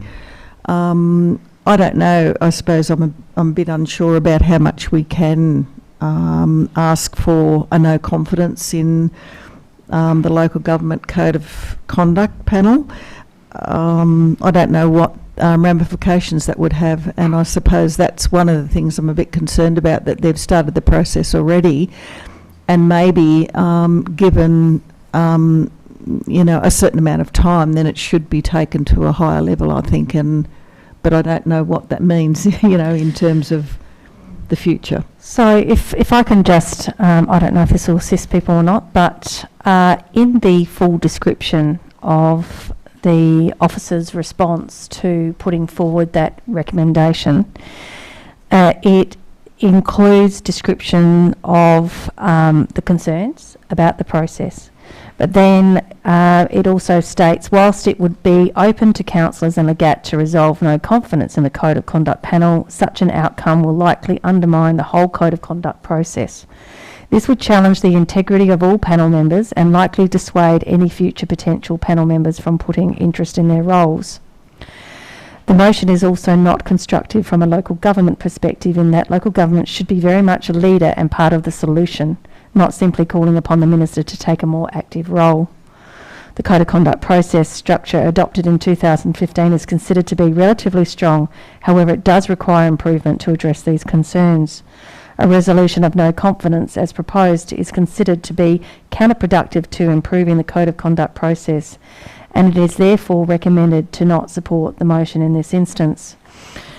And I suppose when I was reading that particular paragraph about resolving no confidence in the Code of Conduct panel, and such an outcome will likely undermine the whole Code of Conduct process, and this would challenge the integrity of all panel members and likely dissuade any future potential panel members from putting interest in their roles.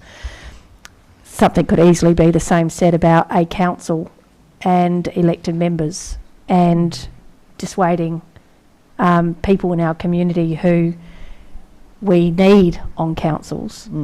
But something like that might dissuade them from doing it. And we saw that ourselves after the Board of Inquiry.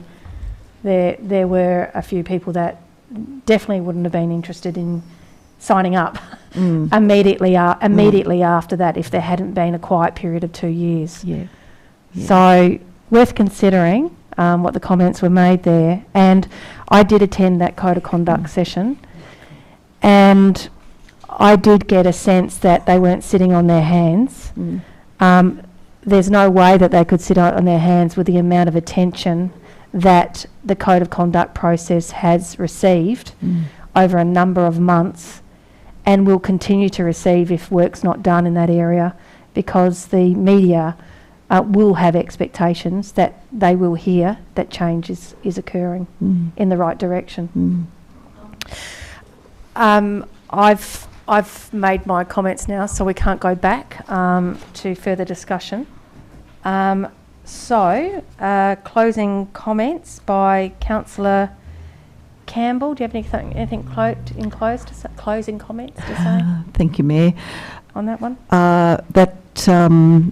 The sections you read out, Mayor, was what's actually informed my decision about undermining the whole Code of Conduct process. And I believe that, they are sitting on their hands, but I do believe that there are attempts they recognise that there are improvements needed, and hopefully we can push those improvements along, and maybe that's something councils can continue to lobby for. Thank you. All right. Thank you. All right. So I'll put the motion and ask those in favour to please raise their hand. Oh. So, sorry, we're voting? We're voting to not support that recommendation. So if you don't agree with that, keep your hand down at the moment, and you'll be counted that way. All right. So all those in favour of the not support, that is Mayor Enders, that is Councillor Campbell, Councillor Gibson and Councillor Lovell. Oh, this is going to be interesting, isn't it? We have a... no. You? Yeah. We have a split vote. So it fails. Yeah. It fails. So there you go. Right. Right, moving on. Good chat, though. Through you, Mayor. Yes. Not sure if my microphone's on. Just for the council to consider its position, it should be put in the alternative, and it may well just be that it becomes an abstention. Yes. Okay, got you. Need something. Sorry, what yeah. We need to have a result on it to go forward to Legat. So should we go around the table again?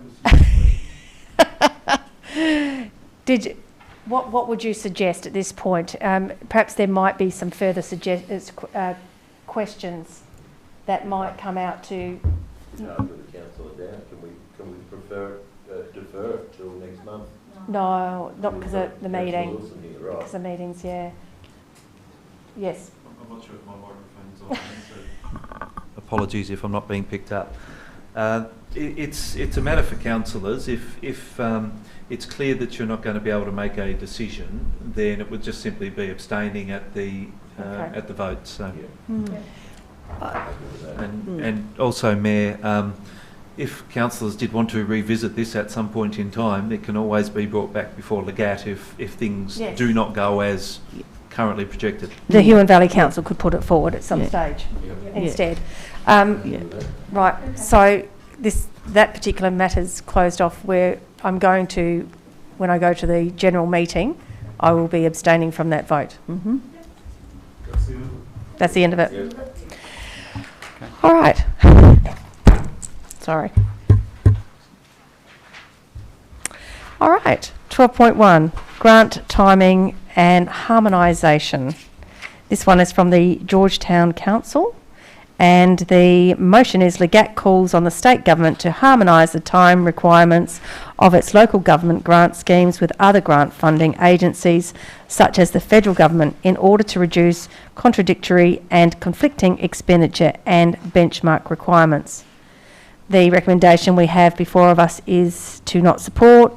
There is a full description in how the officer came to that recommendation enclosed. Do I have a councillor to move a motion? Councillor Gibson.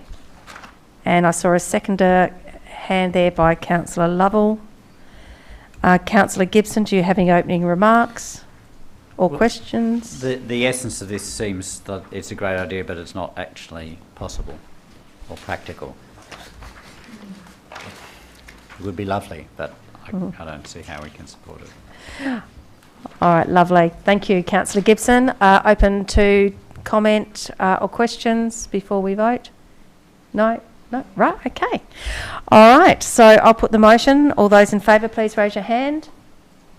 And that's all councillors present, and the motion is carried. We now go to 13.1, dog control and wildlife conservation, and this is from Council Breakaday. The motion is that Legat asks the Tasmanian Government to improve and increase its education and enforcement programs for the conservation of shorebirds and other coastal wildlife values, in particular to underpin the efforts councils make through their dog management policies to support the government's responsibilities for wildlife conservation and reserve management. Do I have a councillor to move a motion? Yes, Councillor Newell. A seconder, please. Yes, Councillor Prince. Councillor Newell, do you have any opening remarks? Only that I think this is a good one that we should support. Thank you, Councillor Newell. Open for comments to the floor and questions. Yes, Councillor O'May. Yes, Mayor, I think it's a great proposal as well. The only thing I'd like to say about it is I feel a bit sorry for the dogs in some regards, because it's the owners that are the issue here, and it would be also nice to have more designated dog exercising areas that probably aren't in conflict with the penguins or whatnot. So, but I totally support the proposal. That's entirely. Thank you, Councillor May. Any other comments or questions on this one? Okay, all right. Councillor Newell, any closing comments? No, thank you, Mayor. Thank you. So I'll put the motion. Those in favour, please raise your hand. And that's all councillors present, and the motion is carried. Thank you. The next item we have is 13.2, dog control and wildlife management. This one's from the Burnie City Council.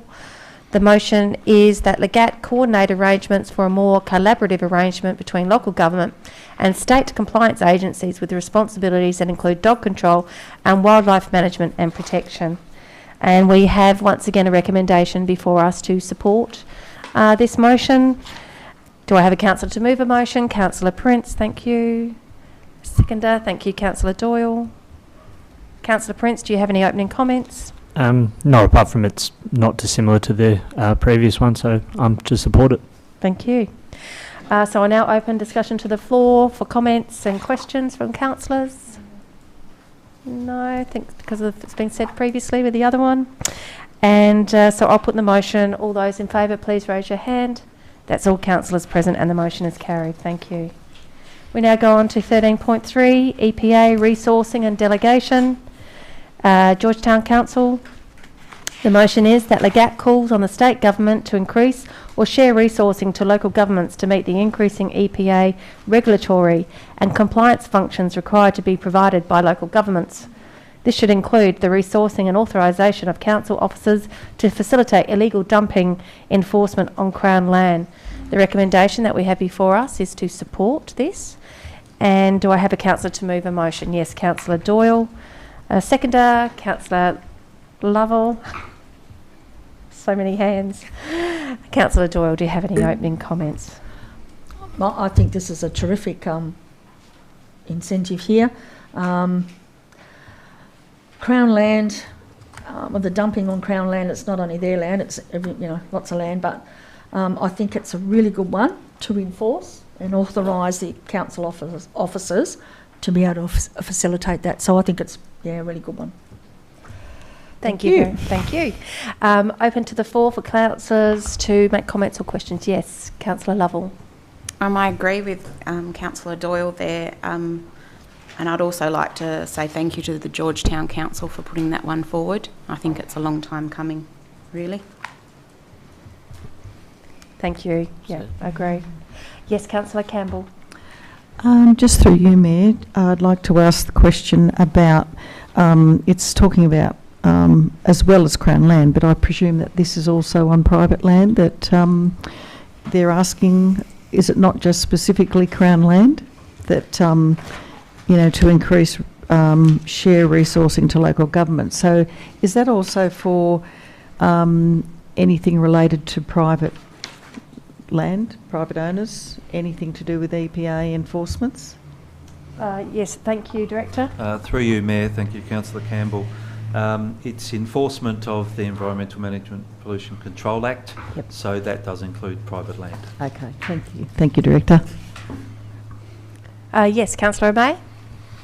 Yes, thank you, Mayor. I'd like to endorse Councillor Bird's comments, Lovell, sorry, in regards to congratulating Georgetown for putting up this, but I'd also like to add a rider that and suggest that the demerit points be looked at for the severity of this infringement. I think they're way under where they should be for this type of behaviour, and I think it's a great proposal. We should support it with that recommendation, if at all that's possible. Thank you.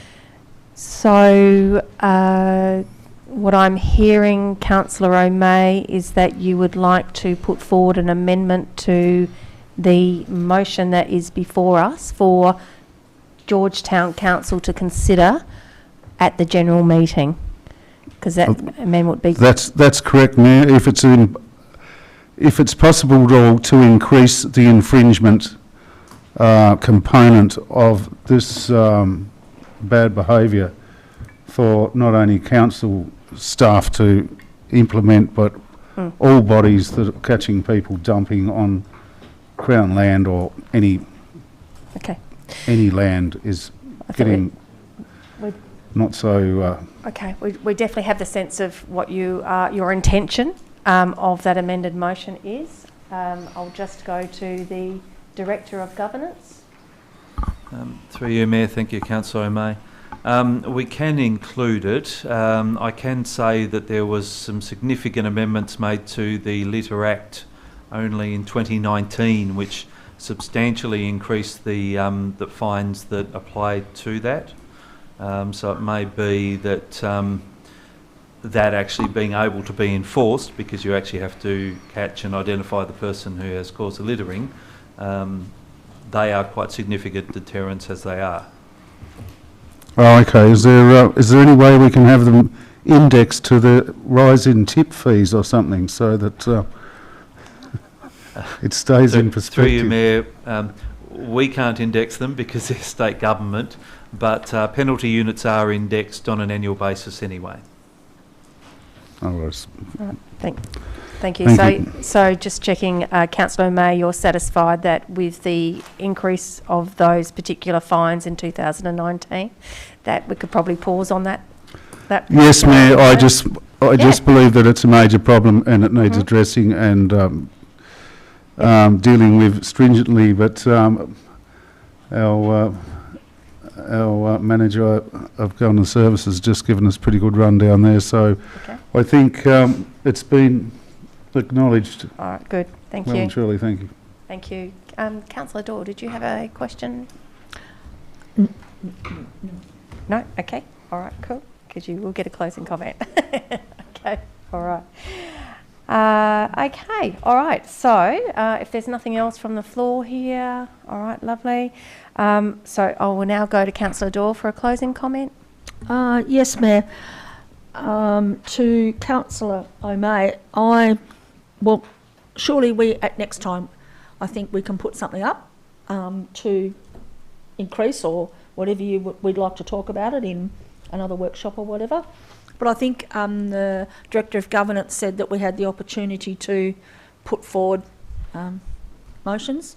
So if we talk about it at another meeting at some stage, I'm sure we can, talk about what you've talked about tonight. So thank you. That's it. Absolutely. Thank you very much. So I'll put the motion. All those in favour, please raise your hand. That's all councillors present and the motion is carried. Thank you. We now go on to the next recommendation. Sorry, I've lost my number on that, I think. Thank you. That Legat lobby for an amendment to the state planning provisions to further regulate the placement of shipping containers to reduce their visual impact on the streetscape within township areas. And there is a recommendation to not support that particular one. So do I have a councillor to move? Yes, Councillor Prince. A seconder, please. Councillor Newell.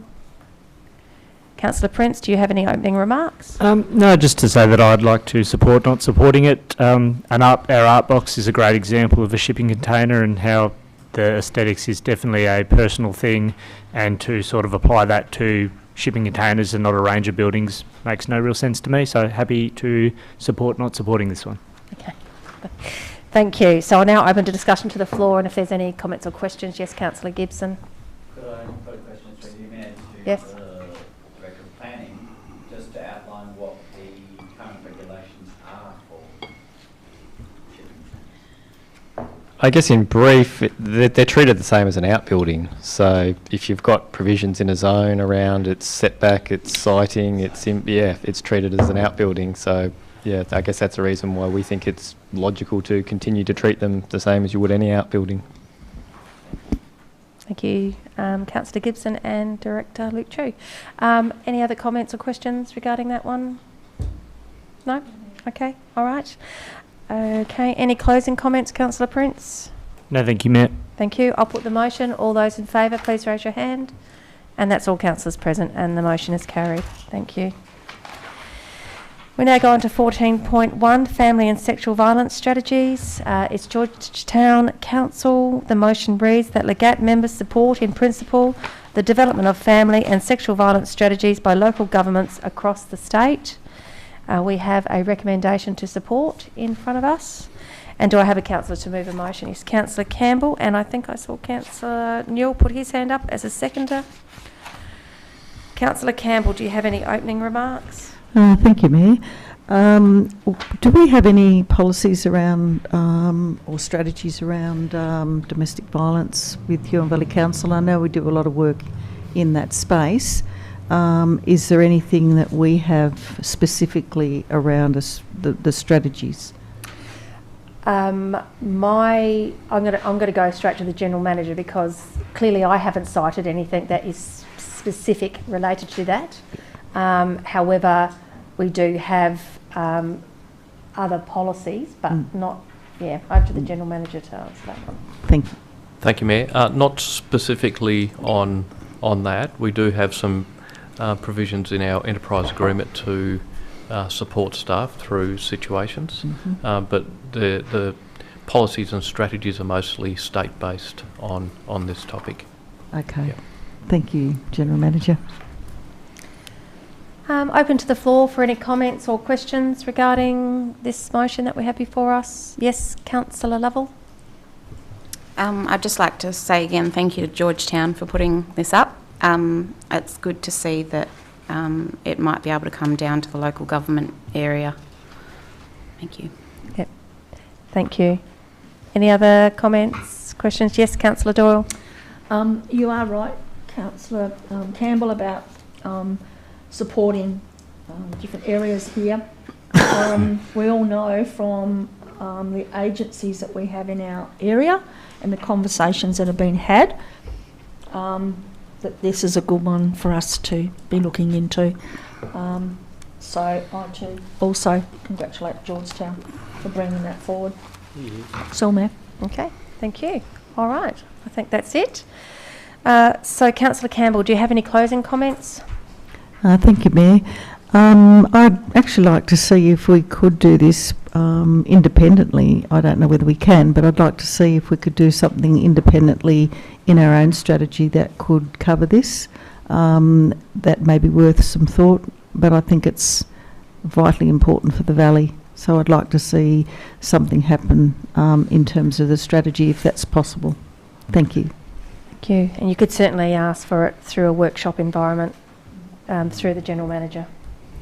Yes. Mayor, can I mention that the health and wellbeing strategy actually does have some actions that support this topic. So, yep, it might be the way to progress it through that strategy. Yep. All right, thank you. All right, so I'll put the motion. All those in favour, please raise your hand. Thank you. And that's carried. 15.1, Date of Australia Day. Burnie Council has put this motion forward, and that Legat approach the state government to lobby the federal government for a change of date for Australia Day. And the recommendation before us is to abstain. Do I have a councillor to move the motion? Yes, Councillor Gibson. I'd like to actually move to support it. Okay, so yeah, okay. So do we have a seconder for that particular? Yes, Councillor Campbell. All right, and so Councillor Gibson, do you have any opening remarks? Yes. Of course you do. I think to celebrate Captain Cook's Landing as the date to bring this country together from, and we're a broad, church. We've got obviously the Aboriginal history going back 50,000 years, and then colonial people, but then all of the people since then, waves of refugees and immigrants. I just think that a different day it would be better. It's only been since 1994, so we're only talking about, what's that, 26 years that Australia Day's been on that day, and you look at Aboriginal culture going back, 50,000, and I don't know. I think that if we're looking for a date to bring people together, that's not the right date. Yeah, I'll get to that. All right, thank you for your opening remark. I'll now open it to the floor for questions and comments. Yes, Councillor Flynn? Yeah, I've sort of got three mindsets on this, if that's possible. One is, I've always had the feeling that if the date were to stay the same, then perhaps the way we hold the day should change, and whereby perhaps the morning should be a time for remembrance in the same way we hold Anzac Day, and then the afternoon should be a time for celebrating, so that we hold that sense of remembering the past as far back as it goes, and then celebrating the things that bring us together. My second thought is probably that we just hold it on May 8, because what could be more Australian than having Mate Day? But my third thought on that is that that's going to be too cold in the year and no one wants that. So the most Australian thing, if we move the date, is just to move it to the 27th. So I'm I don't oppose the idea of moving the date, but I also think having it on that day can actually be used as a time to change the meaning of the day to be one of remembrance as well as celebrate. So we remember the things that we've done that haven't been great in this country, but we can also unite and celebrate the things that we are doing well. So I think it has a chance, either if it is moved, to be moved for the right reasons, but also if it's to stay the same, it can be a day of healing. So I'm sort of, of multiple mindsets on it. Thank you, Councillor Prince. I've got Councillor May, then Councillor Newell, then Councillor Doyle, then Councillor Lovell, and then Councillor Campbell. Councillor May. Thank you, Mayor. Firstly, I'd like to thank Councillor Prince for a very good start to his answer there. I probably should recommend you for federal politics to have two things in one day, and to tick off both boxes, I think is a really good idea. But I just have trouble with the whole issue myself. I mean, going back to 1640, I think it was, when Abel Tasman first was here, I think the whole situation has been drummed up to make a nasty feel for both sides of the debate. But your suggestion then to me to bring people together under that scenario of two celebrations in one day would go a long way to appeasing the division that I believe has been brought into this debate, and I'd like to commend you on your recommendation. I think it's a great idea. Councillor Newell. Yeah, look, I can see why we've been recommended to abstain. I mean, if we read what our council's put there's been no engagement on the issue. It's fine that we've all got our own personal views, but we need to have the views of the community that voted us here. We are currently in the process of developing a reconciliation action plan, which will be meeting with all parties, and that'll give us a fair direction where to go.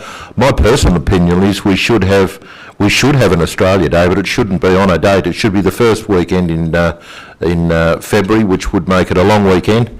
Every year on the first weekend, it doesn't matter what the date will be then, it'll just be that weekend every year. And we all just celebrate being Australian, because I think that's what it's about in the first time. But I'll be supporting to abstain for now. Thank you, Councillor Newell. Councillor Doyle. You stole my thunder. So, yeah, I agree with what Councillor Newell said. I think until we've got our reconciliation plan, I don't think I can do anything but abstain. Thank you. Thank you very much. Councillor Lovell. Along the similar lines as Councillor Newell and Councillor Doyle, I can see why we're recommended to abstain. We're not for and we're not against. We have a RAP plan, coming together, and so I completely understand why that is how it is. Yes. Thank you very much. Councillor Campbell. Thank you, Mayor. I can understand Councillor Gibson's desire to vote for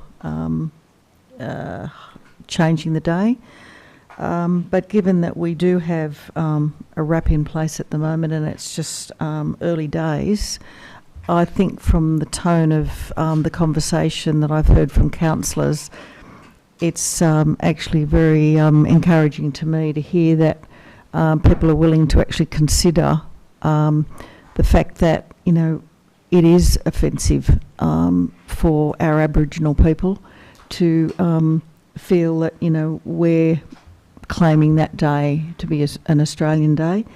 I think we're Australian, we're all Australian who live here, and I think it's important just to acknowledge that the most positive outcome that we can achieve is actually that everybody feels comfortable, being included in our society. So thank you for the good conversation.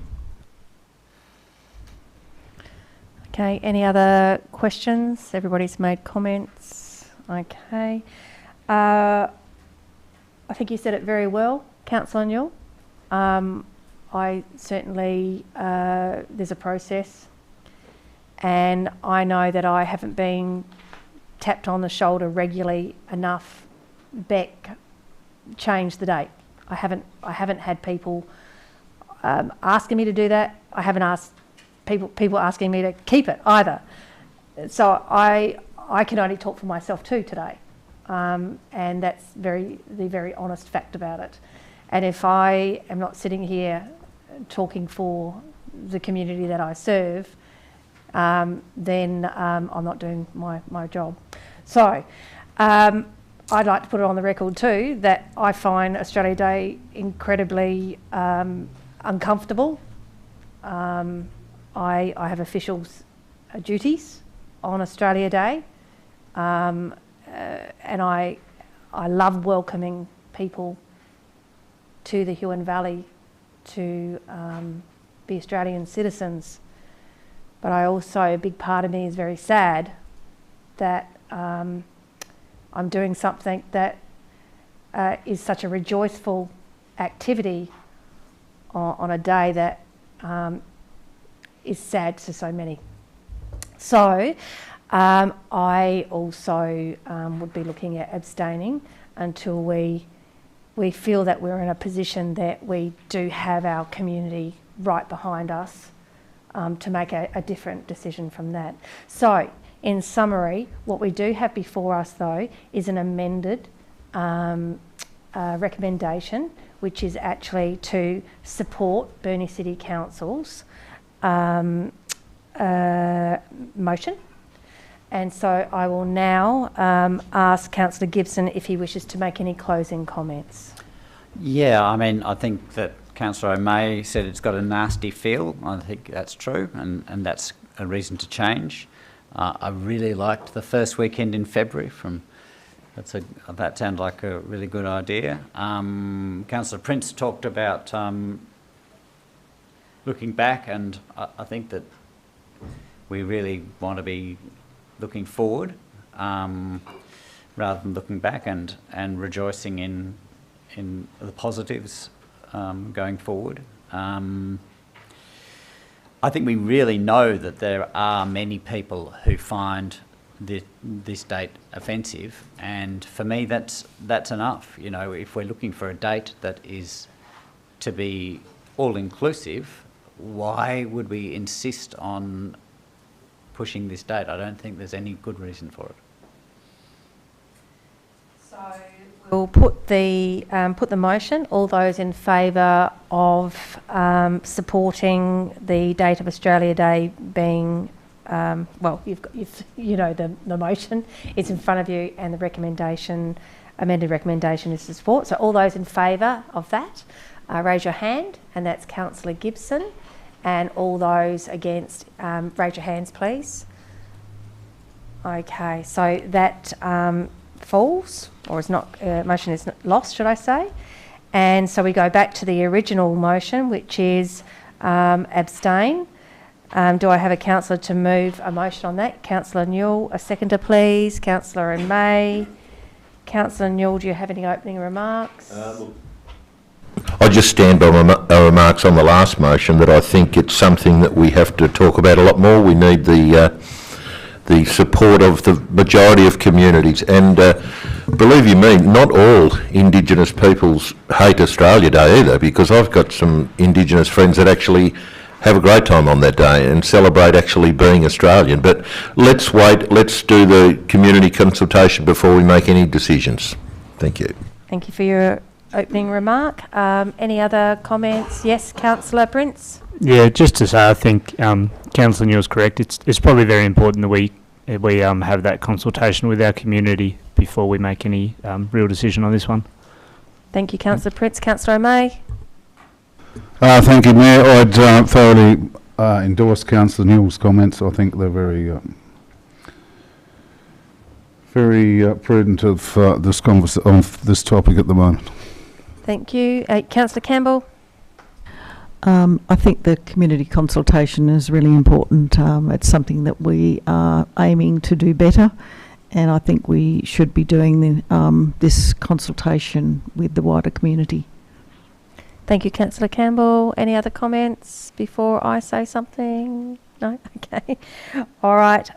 And one thing that I'm always very conscious of is that we still have so much to learn to help our community, and that's why we're doing the RAP, is so that we can learn about the truth-telling of Aboriginal history here in Tasmania, and that only helps us when we're having conversations with the community about, you know, what that means to Aboriginal people about Australia Day. But anyway, that's it from me.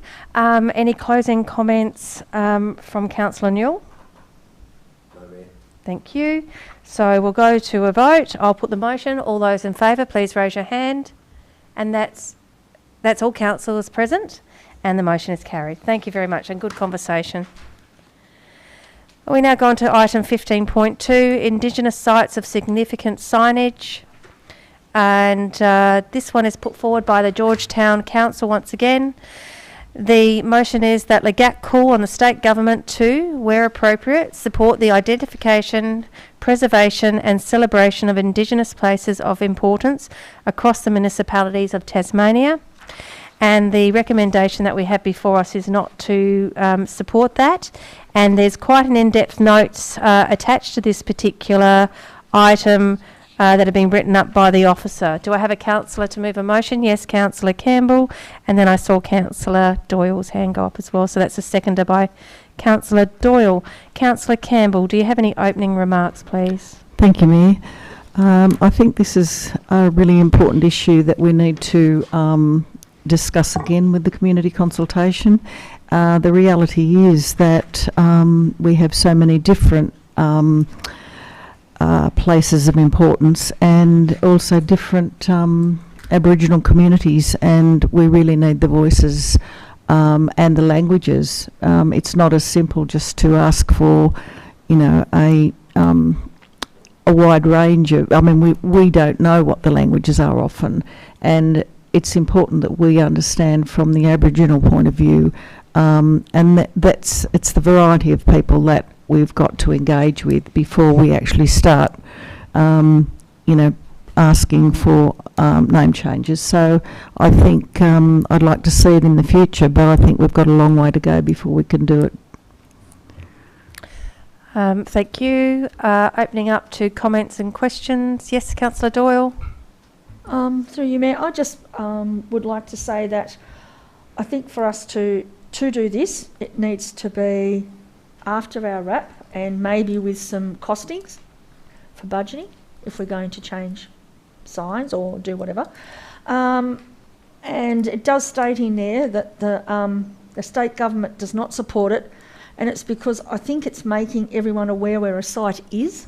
That could become quite an issue. I mean, when you travel to other parts, when you go to Wales, they have what it is, and then they have, so you can understand where you're going. So I do get that, but I think it needs to be a process that the community's brought along with, as we've talked about. And I think that we do need to make sure that we're not sending people to sites just because. So thank you. Thank you. Councillor Newell. Yeah, one of the problems we've got in Tasmania with naming things indigenously too is because there was dozens and dozens of different tribes in Tasmania with dozens and dozens of different languages, and a lot of the tribes still to this day dislike each other. The East Coast tribes and the Northwest and the Southern, Southeast, they've all got different names for different areas. So I think it's a tough one. Lots more consultation needed. Yes, Councillor May, then Councillor Gibson, and then Councillor Prince. Councillor May. Thank you, Mayor. Yeah, I'd also like to say that Councillor Dole's comments were very on the mark, that we wait and get a good general consensus for this proposal. And I'd also like to say that if even then, it should be endorsed by all Aboriginal people. I believe the Aboriginal people themselves should be the ones that are underlying what should be or should not be designated. Thank you, Councillor May. Councillor Gibson. Just a point of clarification, it's about, my understanding was it's not about dual naming, but it's about identification. Signage. Identification. Identification. Yes, that's correct. Yeah, I mean, vandalism is the first thing that comes to mind if you start identifying. The other thing, of course, is that it should be not so much a state government thing, but much more about local Aboriginal groups, because as people have said, you know, they're different, so many different groups. So yeah, I think this is the right way to go, to not support it. Thank you. Councillor Prince? Yeah, I feel like I'm probably going to be echoing a lot of what's already been said, but while I understand the intent is quite positive from this, I think it's more to do with, I think, Aboriginal nations to come forward to the local government within where their nation boundary sits, and then approach for a conversation like what we're doing with our RAP plan, because I think that has the more positive outcome, rather than have to have a dozen nations or so, I'm not sure on the number, then negotiate with the state government, then disagree, and then that creates a convoluted process which ultimately leads to, you know, less action in the right direction. So yeah, Thank you. Agree not to support. Thank you. Any other questions? Somebody that hasn't made a comment that could make a comment? No? Okay. My thoughts are on the matter is very similar to what Councillor Campbell said. We have a RAP. We have an opportunity to bring the questions that these motions that have been put forward to us tonight, to actually, we have a relationship with our local Aboriginal groups, and actually to say, look, we've had these motions go up. This is how we did vote, because we hadn't sat down and spoken to you first, and we want some guidance as well from you about how we should approach the community in regards to these matters. So we're fortunate that we are in that process, and we are continually building that relationship to do that. So that's all from me. So, Councillor Campbell, do you have any closing remarks? Thank you, Mayor. I just support what you've said then. I think it's really important that we actually, you know, engage with the Aboriginal people and what their wishes are. It's not really our call, but I do believe it's really important to protect the sites, and hopefully with more engagement with them, you know, we can get their voice and not our own. Thank you. Thank you. Okay. So I'll put the motion. All those in favour, please raise your hand. And that's all councillors present, and the motion is carried. Thank you. Right. And that concludes the motions. So now we go to the next report, review of Customer Service Charter, agenda number 15.021/20. Do I have a councillor to move a motion? Yes, Councillor Gibson, and then Councillor O'May was the seconder. Councillor Gibson, do you have any opening remarks? I mean, we've done a lot of work on this. I think it's an excellent document with a really good feel about it. Okay, thank you very much. Open to the floor for comments and questions. Yes, Councillor Lovell. Yeah, I'd just like to say I'm really happy with the document. It's straightforward, easy to understand, and it doesn't have a negative vibe, which is really good. So yeah, no, I think it's really great. Thank you. Councillor Campbell.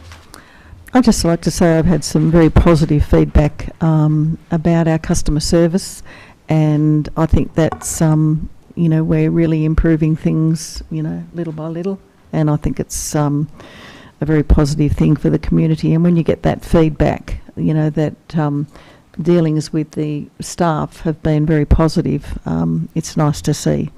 Thank you. Thank you. Councillor Gibson, and then Councillor Doyle. Councillor Gibson. Sorry, Prince. Sorry, I'm doing it again. That's all right, Mayor. Yeah, I really like the way it outlines the timelines, and I'm sure operationally that gets tested and adjusted and discussed at length about what is and isn't practical and what is sort of work. So yeah, I really like the way that's been outlaid. So yeah, well done. Thank you. Councillor Doyle. Yes, I'd just like to back up what Councillor Campbell said, that I've also received some really good feedback about customer service. I think of late has been a lot more positive than I've received negative. So not that I think the staff were doing anything, but it's nice for us to ring up Emilio and tell him when we get good feedback, so that can be passed on to the staff member, because it is important. Yeah. Any other comments or questions? I have to say that I am called upon less and less and less these days to become involved in operational sort of matters. So that's always a good indication that things are going very well. So, and I did want to ask one question of the General Manager, just in regards to I suppose it's the opening page. Just let me get to the actual document, where it talks about response time for phone calls, for emails, correspondence and things like that. We've got for phone calls, like picking up a call, 1 minute. And I was just hoping that you could sort of explain how we came to the 1 minute, because I know that that's up to 1 minute, okay. It's not a minute, so it would certainly vary, but just how we came to that particular figure would be useful. Thank you, Mayor. The 1 minute was actually determined by assessing a number of other council customer service charters, and not just here in the state. We actually reviewed quite a number across the country, actually, and a lot of them had 1 minute as their guide. Some did have a number of rings, but we noticed that there was a lot of movement towards just a flat 1 minute.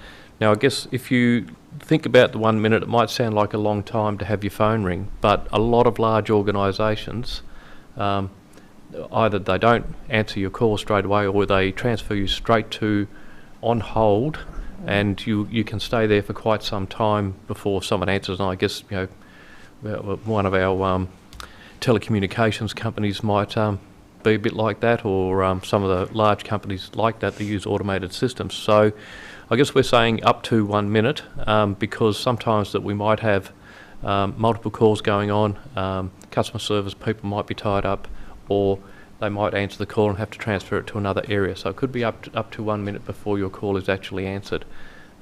We also don't have a system that can measure the response per number of rings, like, you know, how are we responding to, you know, did we get it within 3 rings or 5 rings?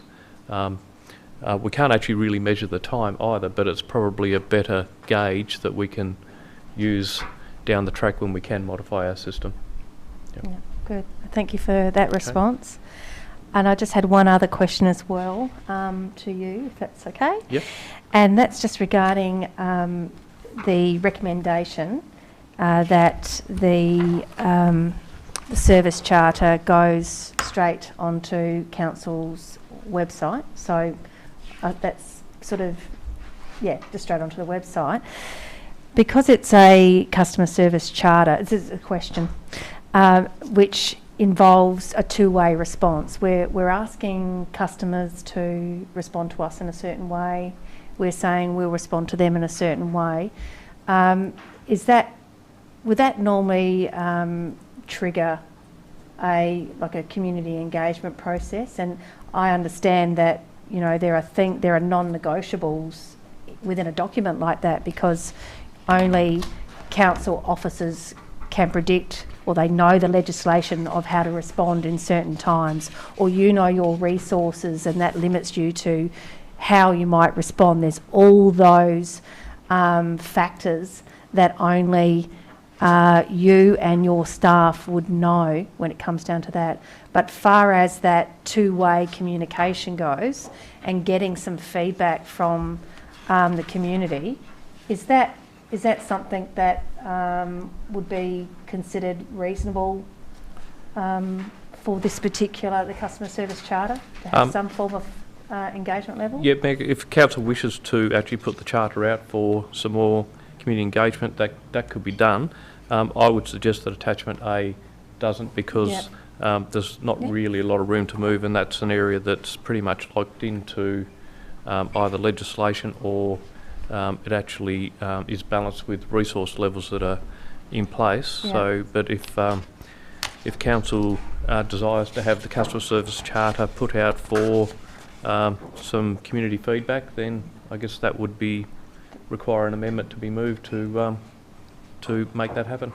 Okay, yeah. It's just another way also of bringing to the attention of the community that there is actually an updated service charter. It doesn't sort of, customer service charter, it doesn't sort of get lost in the process of going straight on the website.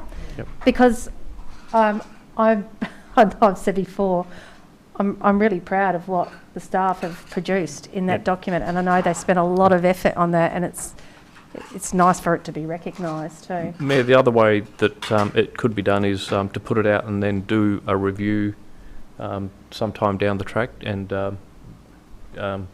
any feedback that we've received during the period where it has been out, we could actually include as part of a review, or like I said, if someone would like to move an amendment to actually put it out for consultation, then that would actually delay the adoption of it a little bit longer. However, we still have our old charter in place in the meantime. Yeah. Am I able to go, because I haven't done this before, am I able to go just around the table to see whether there is enough interest to actually add that to, for an amended motion? I think you would or need... just straight to an amended motion? You'd need the permission of the mover and seconder. Okay, all right, cool. So that is Councillor Gibson is the mover, Councillor O'May is the seconder. Councillor Gibson, would you consider an amendment to the motion that the actual first part of the customer service charter is put out to the community at consult level? Not the whole charter, but the first part of it? So, consult level, it's about reform. Inform is where you're just telling them that it's being done, here it is. Consult level is that they can actually provide some comments and that they would be considered. I mean, I think your idea of putting it out to the public more is a good one. Can I ask the General Manager, is there a lot of cost involved in running a consultation of this sort? Through you, Mayor, not a lot of cost. I mean, there is staff time involved in putting it out there and collecting the information and the feedback. Then it would have to come back to Council to consider that feedback, and Council would have to consider what it does with that feedback, as in, changes or amendments to the Charter. I think I support that amendment. Yeah, I would support it. All right. Councillor O'May as a seconder. Thank you, Mayor. I'd just like to ask our General Manager, is there any negative side of a hold-up in this that you can think of, and would it diminish at all the confidence in our staff to know that there were going to be other people suggesting that you're putting things out to the public at all? Do you think, I'll just try and look at the negative sides, that's all. I mean, I personally think our staff and customer contact is some of the best in the country. I mean, this valley has smiles on their faces. Everybody goes out of their way to help. I just think we have a very fortunate crew of workers here. So anything that can enhance their working procedure or their attitude towards their job is a great idea. But yeah, I just don't know what we're going to achieve and if this will help. I just would like your view on whether you think we should be going down that road. Through you, Mayor, there won't be a negative impact in the time, because it will delay the Charter being adopted. However, if Council are okay with that, then it will come back to Council once the consultation period ends. I I don't know what will come back from the community, so I can't really comment on the other part. You know, whether it gets completely changed through feedback that we receive or minor wording changes. I really don't. I can't comment on that. Well, there's inform or consult. So inform is it's out there and letting people know, and consult is that you provide feedback, but it doesn't necessarily mean, it's very different to involve, collaborate or partner where there is a direct change. Consult is more about we will take your feedback and we will consider it. It doesn't mean that all those things, you know, change. I'm pretty confident it'll be positive. Yes, certainly. Sorry, before we go back, and I have to go back to the seconder anyway because still not sure whether that. Yes. So thank you, Mayor. Just for some clarity, it's not actually clear to me what we would be consulting or asking for feedback on, because there are some things in here which are givens from a council perspective in relation to work health and safety issues which need to be in place for protection of staff. The intention is that there will be inform for the community when the customer service charter is, if it's adopted tonight. And it may well be that we, and probably a suggestion, if council adopts it tonight, and then that we do put something out which generally says if you have any feedback for this over a period of time, and we can come back and do a review based upon that feedback while it's in operation, rather than go out on a consult, because it really is unclear what we would be asking them, particularly when the back table we wouldn't be touching. Yeah. Okay. No. That's a good points that you've made. So that still gives them an opportunity to know about the changes and be able to provide some comments. So therefore, what changes did you just suggest then? Because that's we haven't even had an approval yet of the motion that I was sort of amending. So we're now talking about another amendment. So, Mayor, I'm not actually suggesting an amendment. Right, okay, good. But certainly Just a placing process. that onto the record as to what we will do. All right, just a process. Okay, that's fine. All right. I guess, Mayor, it's in line with that review process. Yes. I was mentioning if it is adopted, we can actually collect any feedback and then bring that back to council for discussion. Okay, well, can it? Can I ask a question? Yes, certainly, Councillor Gibson.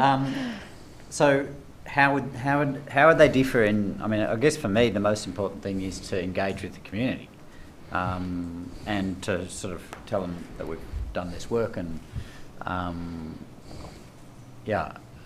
guess I'd like to know how that system would actually engage, rather than just putting it on the website where, I mean, very few people go. Is there some way that we can actually amplify that, and, you know, this is all about how we engage with the ratepayer, so it's a good thing to put out. Yes.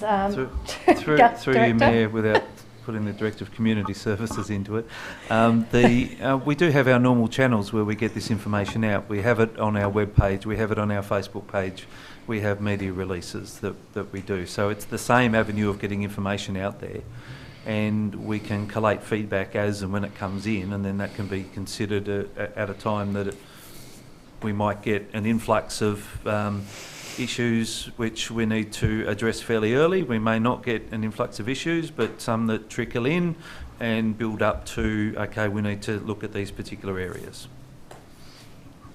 Mayor, can I just add as well, I think the other factor that we probably haven't touched on here is the customer satisfaction surveys, and the fact that we've done one a couple of years ago, which obviously fed some of these reviews into what our timelines look like and what the community were feeling like at the time. So that's a reference point. There's obviously a reference point in time, but that also does demonstrate the satisfaction, I guess, of what the community feel our level of service looks like, and that includes our customer service as well as the services we provide. But as Matt said, we can, or the Director said, we can have that feedback that's coming in. So if we're regularly hearing feedback on a level of service that we're providing that isn't up to standard to the community, well then that triggers a review. It's not necessarily putting it out under have you say to say, do you think this document fits the mould at the moment it may fit the mould, but in a month's time it may not, or in 3 years' time. Okay. So, Councillor, sorry, yes. Can I just add to that comment too?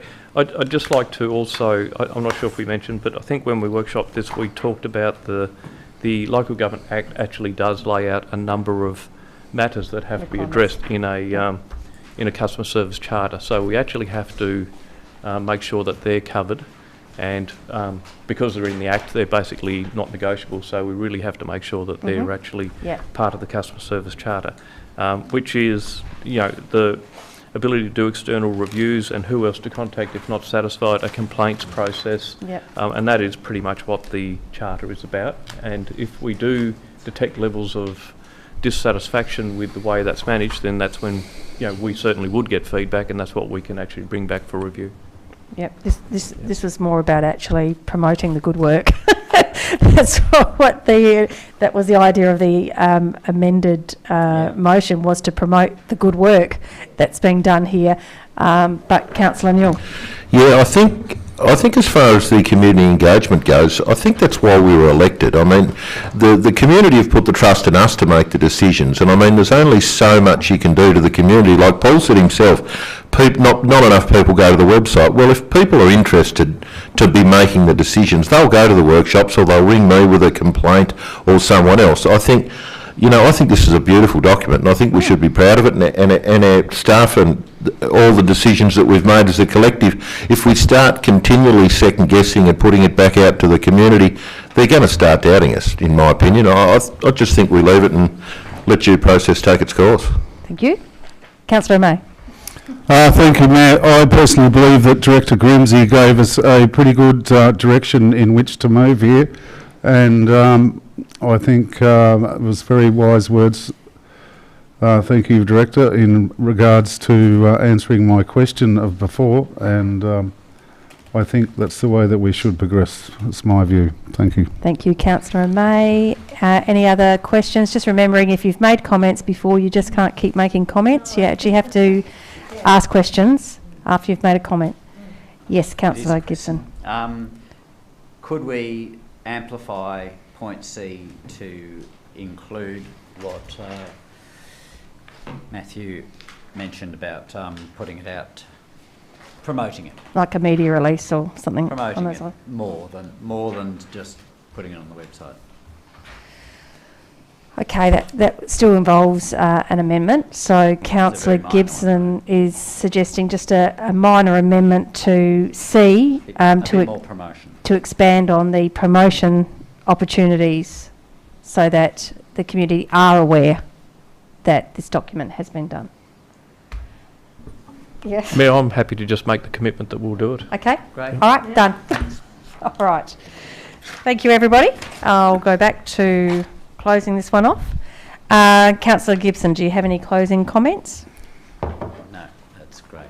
Thanks. All right, thank you. All those in favour, please raise your hand. And that's all councillors present, and the motion is carried. Thank you. We now go to the finance report, agenda number 16.017/20. Do I have a councillor to move a motion?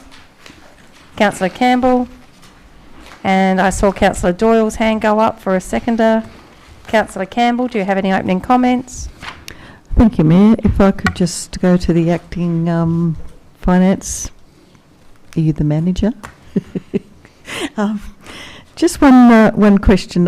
You know, it's well set out, gives us a good understanding. Just one question I've had from a couple of people regarding the investments that we have. They're quite concerned, and they're actually younger people. They're concerned about, are we investing in ethical investments? That's just a question. And is that the intention of Huon Valley Council in the future, to look at ethical investment? And I'm not sure who we invest with at the moment, whether they're considered ethical, but it's just a question I've been asked to follow up on. Thank you, Tracy. The General Manager's actually happy to respond to that. Yeah, thank you.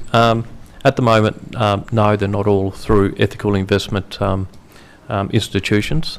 and that is something that will need to be workshopped and discussed extensively, because it will make significant difference to how we do invest and what our returns might be and where we can actually invest that money. So I think there is an action in the draft climate change strategy, and when that's actually adopted by council, it's something we can progress and workshop further with council to set a direction that we can follow, because at this point in time we don't have that. We are focused on trying to drive the best return for council at the moment. Yeah. Thank you, General Okay. Manager. Thank you. Thank you. Over to the floor for councillor comments and questions through the chair. Through you, Mayor. Councillor Lovell and myself today done a little bit of work on that, on ethical investment, and it's a very hard one to try and enforce when, if you looked at your super funds or wherever your money's put away, there's things in there you're not going to like unless you look after your own super fund or whatever. This is a hard one.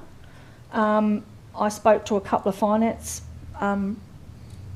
investment people today, and they're struggling with it, let alone a set of councillors that haven't got the knowledge they have.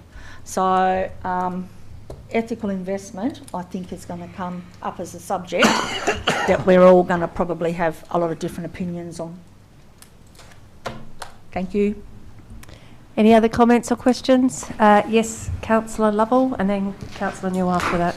Just through you, Mayor, I just had a bit of a question about that outstanding rates by period here. It's got a comparison to the previous year. I just noted in August there's a huge difference, and then it slowly goes and turns the other way. Is there a reason for that you can see? Yeah, over to the General Manager for a response. Thank you, Mayor. I might actually refer this one to our Acting Director at the moment. Thank you.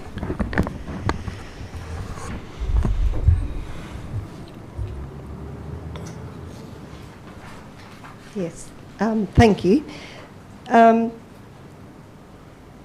It mainly would be around timing of the renewal date. So it's just, yeah, at the start of the year, there weren't as many payments coming through, but gradually that has caught up. And it may have been to do with hardship policy to start with, but some people asked for some extension of time, and they've all caught up. So we're at the same point that we were last year. Yeah, cool. Thank you.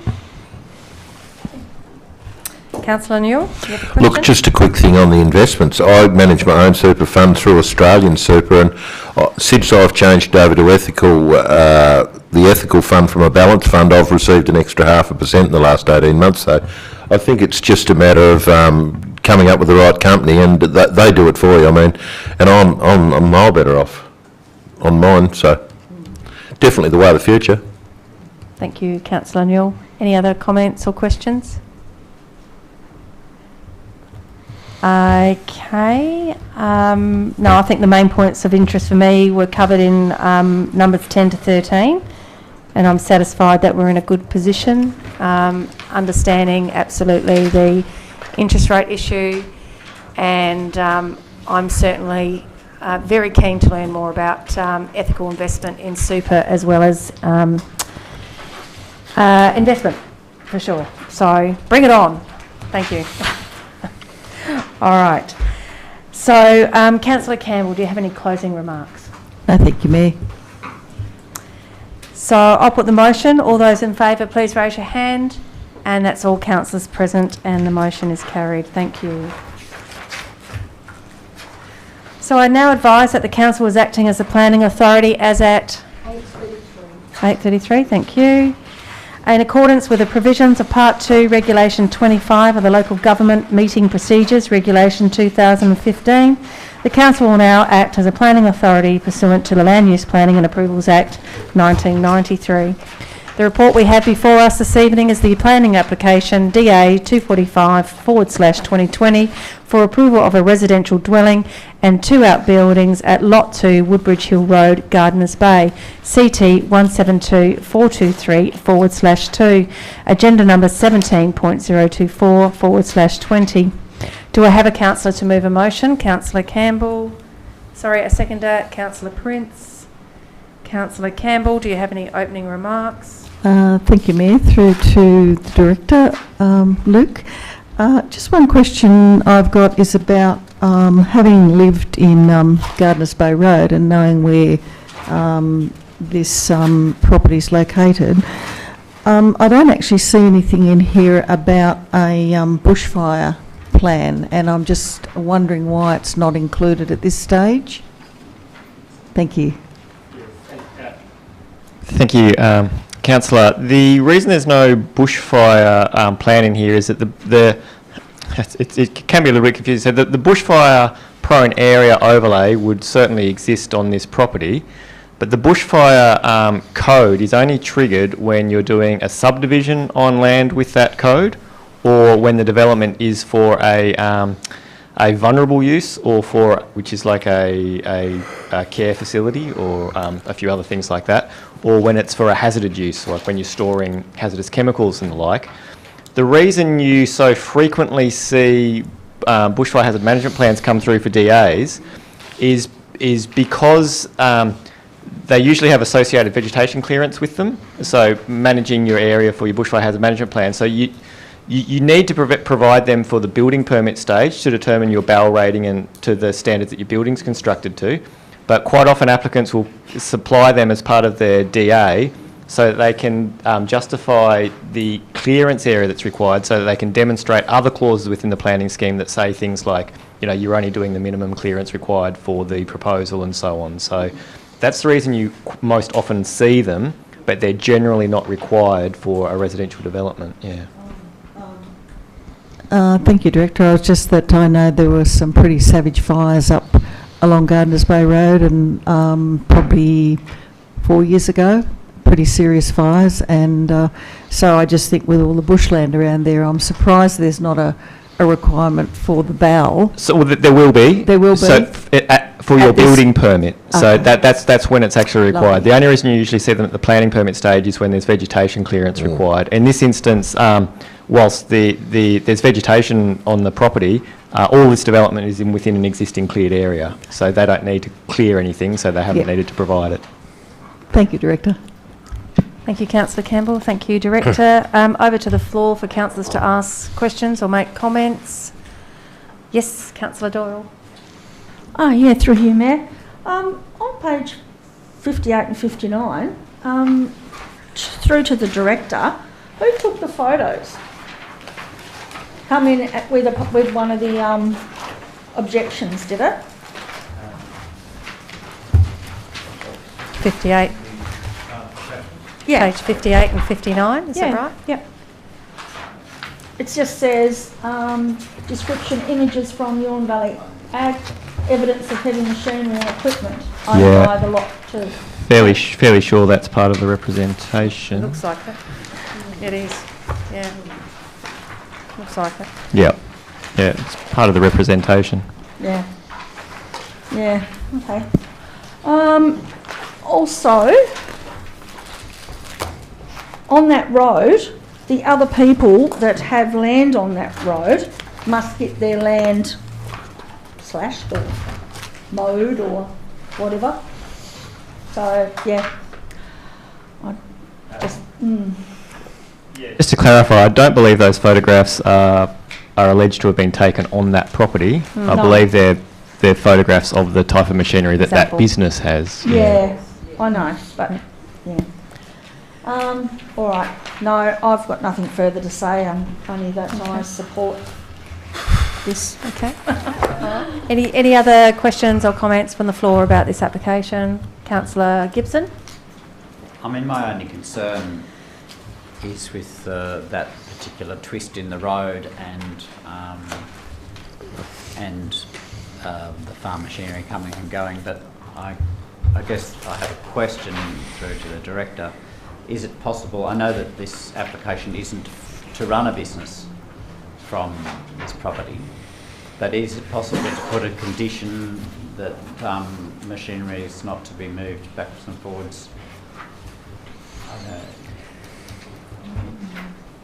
Not with those words. I don't believe we could. Certainly, we have provided a condition recommended in there, which is condition 2, which is to, I guess, reinforce that the outbuildings are approved as incidental to the agricultural use of the site, which is as per what's been applied. They must not be used for any other purpose unless in accordance with a permit or otherwise permitted within the scheme. So I think in that regards, all we can really do is assess the application that's been provided, which is not to run a business, which is to build a residence and undertake farming operations. If that was to be used differently, then I guess that would fall back to a compliance matter and a new application for a commercial use, which is not what we're assessing here. Can I ask a second question? Yes, of course you can. I mean, I'm not against them moving farm machinery in and out of the property at all. That's not the point. The point is about safety on that corner. So I guess, I mean, I read through the traffic report and it seems sort of that it's covered, but I would still like to see some sort of safety, more safety put on, some warning, or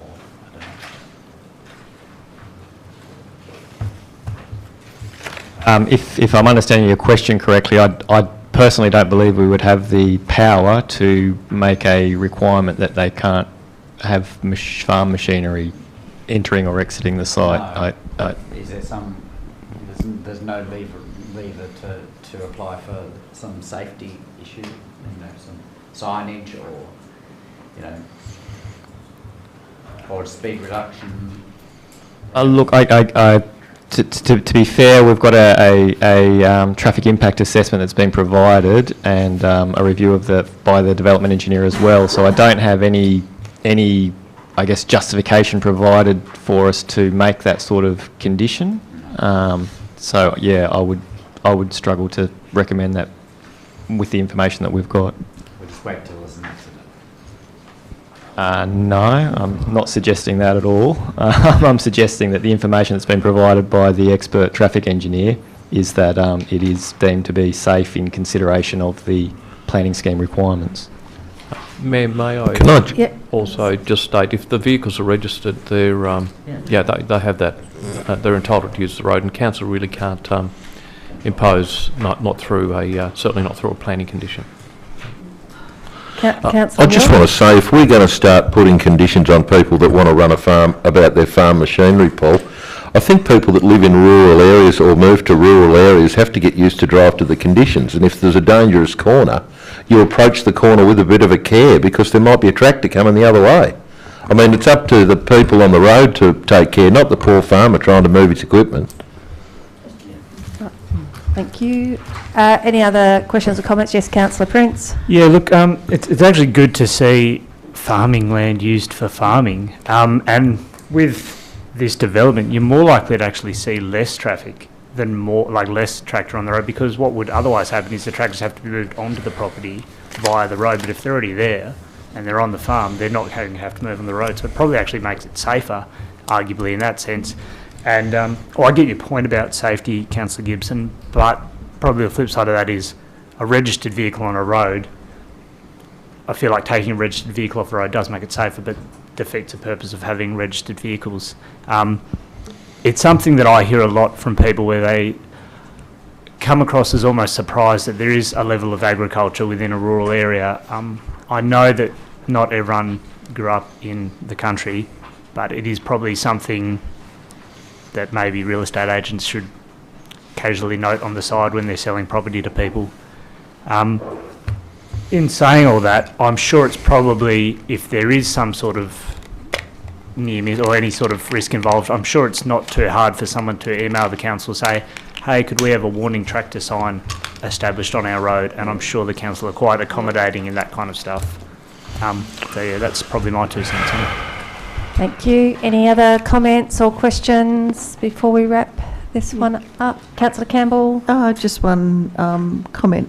Thank you, Councillor Prince. I think that's, you know, the fact that you could put something in, a bit like when you have a concealed driveway.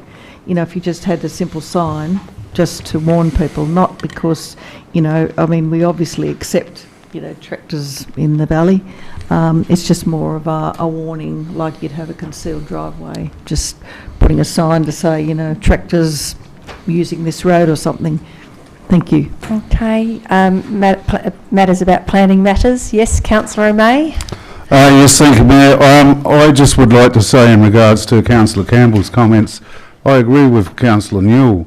We probably should have those tractor on the road signs where it says welcome to the Huon Valley, because we've got this type of procedure going on all over the place. If you come to our place, which is a rural valley, that's what you should expect, and you should be careful all the time. So that would be a good thing that you're suggesting, but it should be on the entrance to the valley, in my view. That's all I've got to say. And it's a good proposal. I'd like to add that as well. Thank you. Okay, thank you. Final comments and questions. Yes, Councillor Lovell. If short and sweet. I'm happy with the recommendation. Okay. Okay. That is short and sweet. A couple of my planning questions were asked already, but I still have one left. So the bushfire prone one was already answered. Thank you very much, Director. You also answered for me, honed in on the use of the sheds and the condition that is in place, so that this owner of this property does not use those sheds for commercial use, because that would be a different use to what has been applied for. And I know that was a concern of a couple of the representations, so thank you for addressing that very clearly. Just hoping you could also explain more so for the public, because it was raised as well, just how why the overlay codes are not always assessed, although they are listed on iPlan, because some people have enough knowledge to go onto iPlan and see what all the code overlays are, and they expect them to be assessed, and it can be confusing to them when they don't see it listed. Thank you. Yeah, thank you, Mayor. Look, it's probably similar to the bushfire prone areas overlay, in that there's also the biodiversity overlay, which is probably the other one that you're referring to. So, yep, they certainly exist on the property in terms of the overlay, but it's the application of the code that's important. So, for the biodiversity code, part of the property is covered by native vegetation, and it has a biodiversity code over that portion. But this development is wholly contained in existing cleared areas. So the application of that code is, the biodiversity code applies to development involving clearance and conversion or disturbance of native vegetation within a biodiversity protection area. So because none of that is proposed within this development, the code itself is not triggered.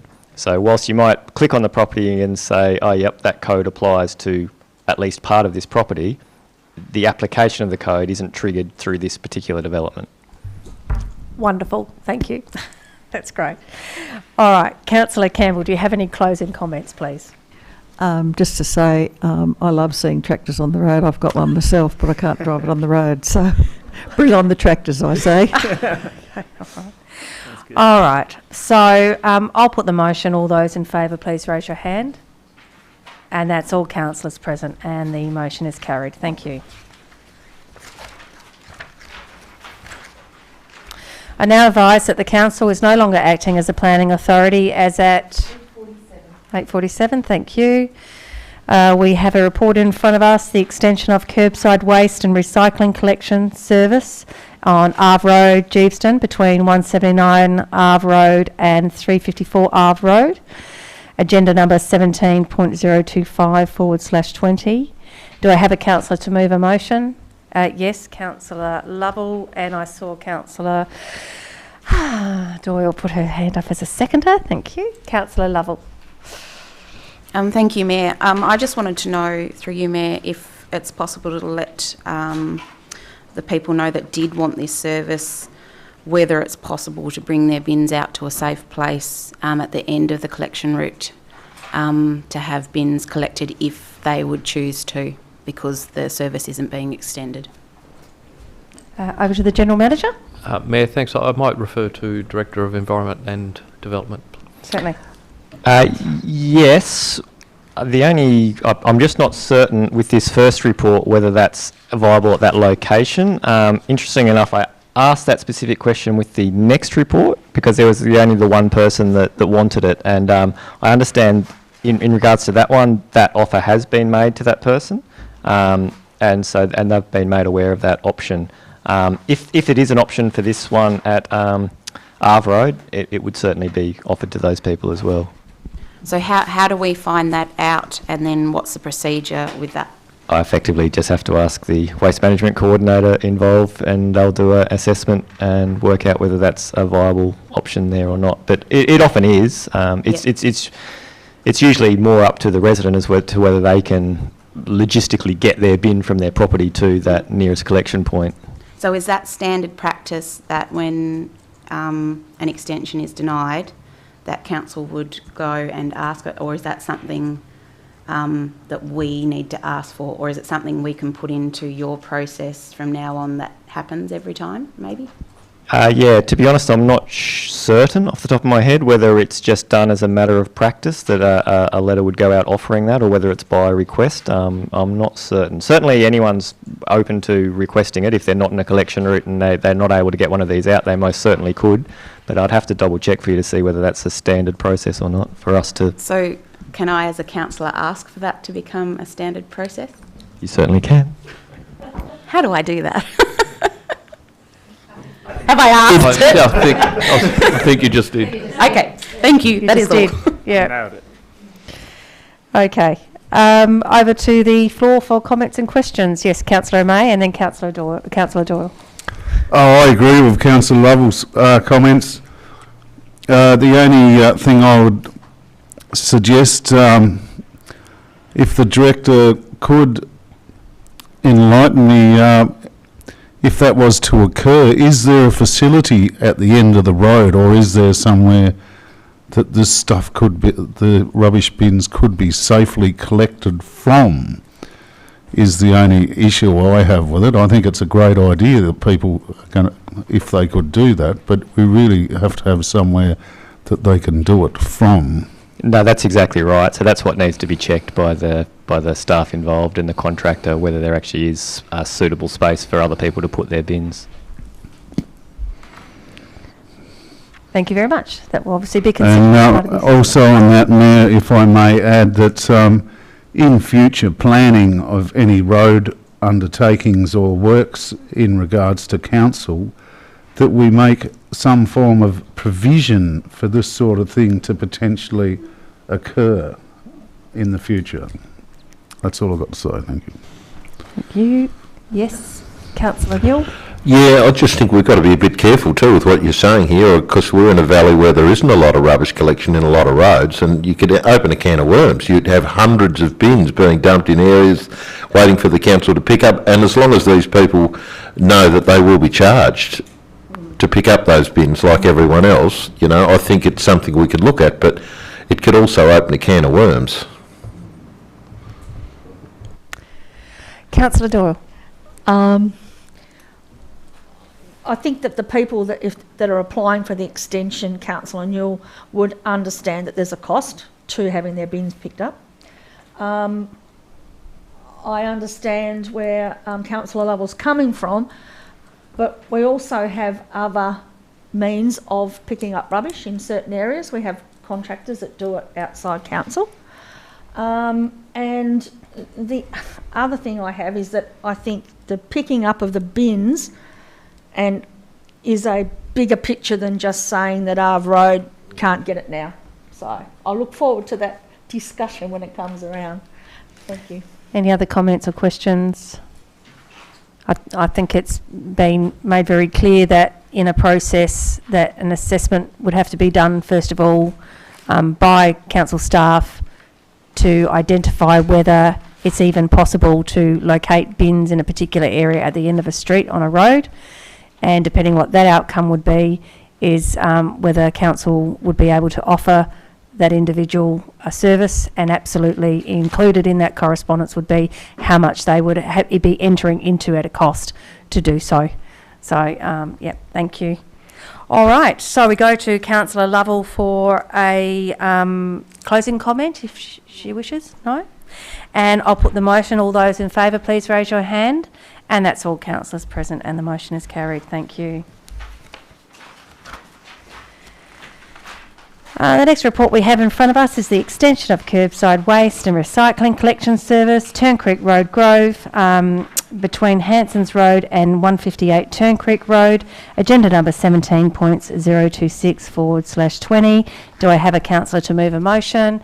Councillor Prince, followed by Councillor Lovell. Councillor Prince, do you have any opening remarks? No, it's probably not dissimilar to the last discussion, Mayor, so no opening remarks. Thank you. Now open discussion to the floor. Are there any comments or questions regarding this item? Okay. I'll put the motion. All those in favour, please raise your hand. And that's all councillors present, and the motion is carried. Thank you. So it's that time again where we, as a council, go into closed session.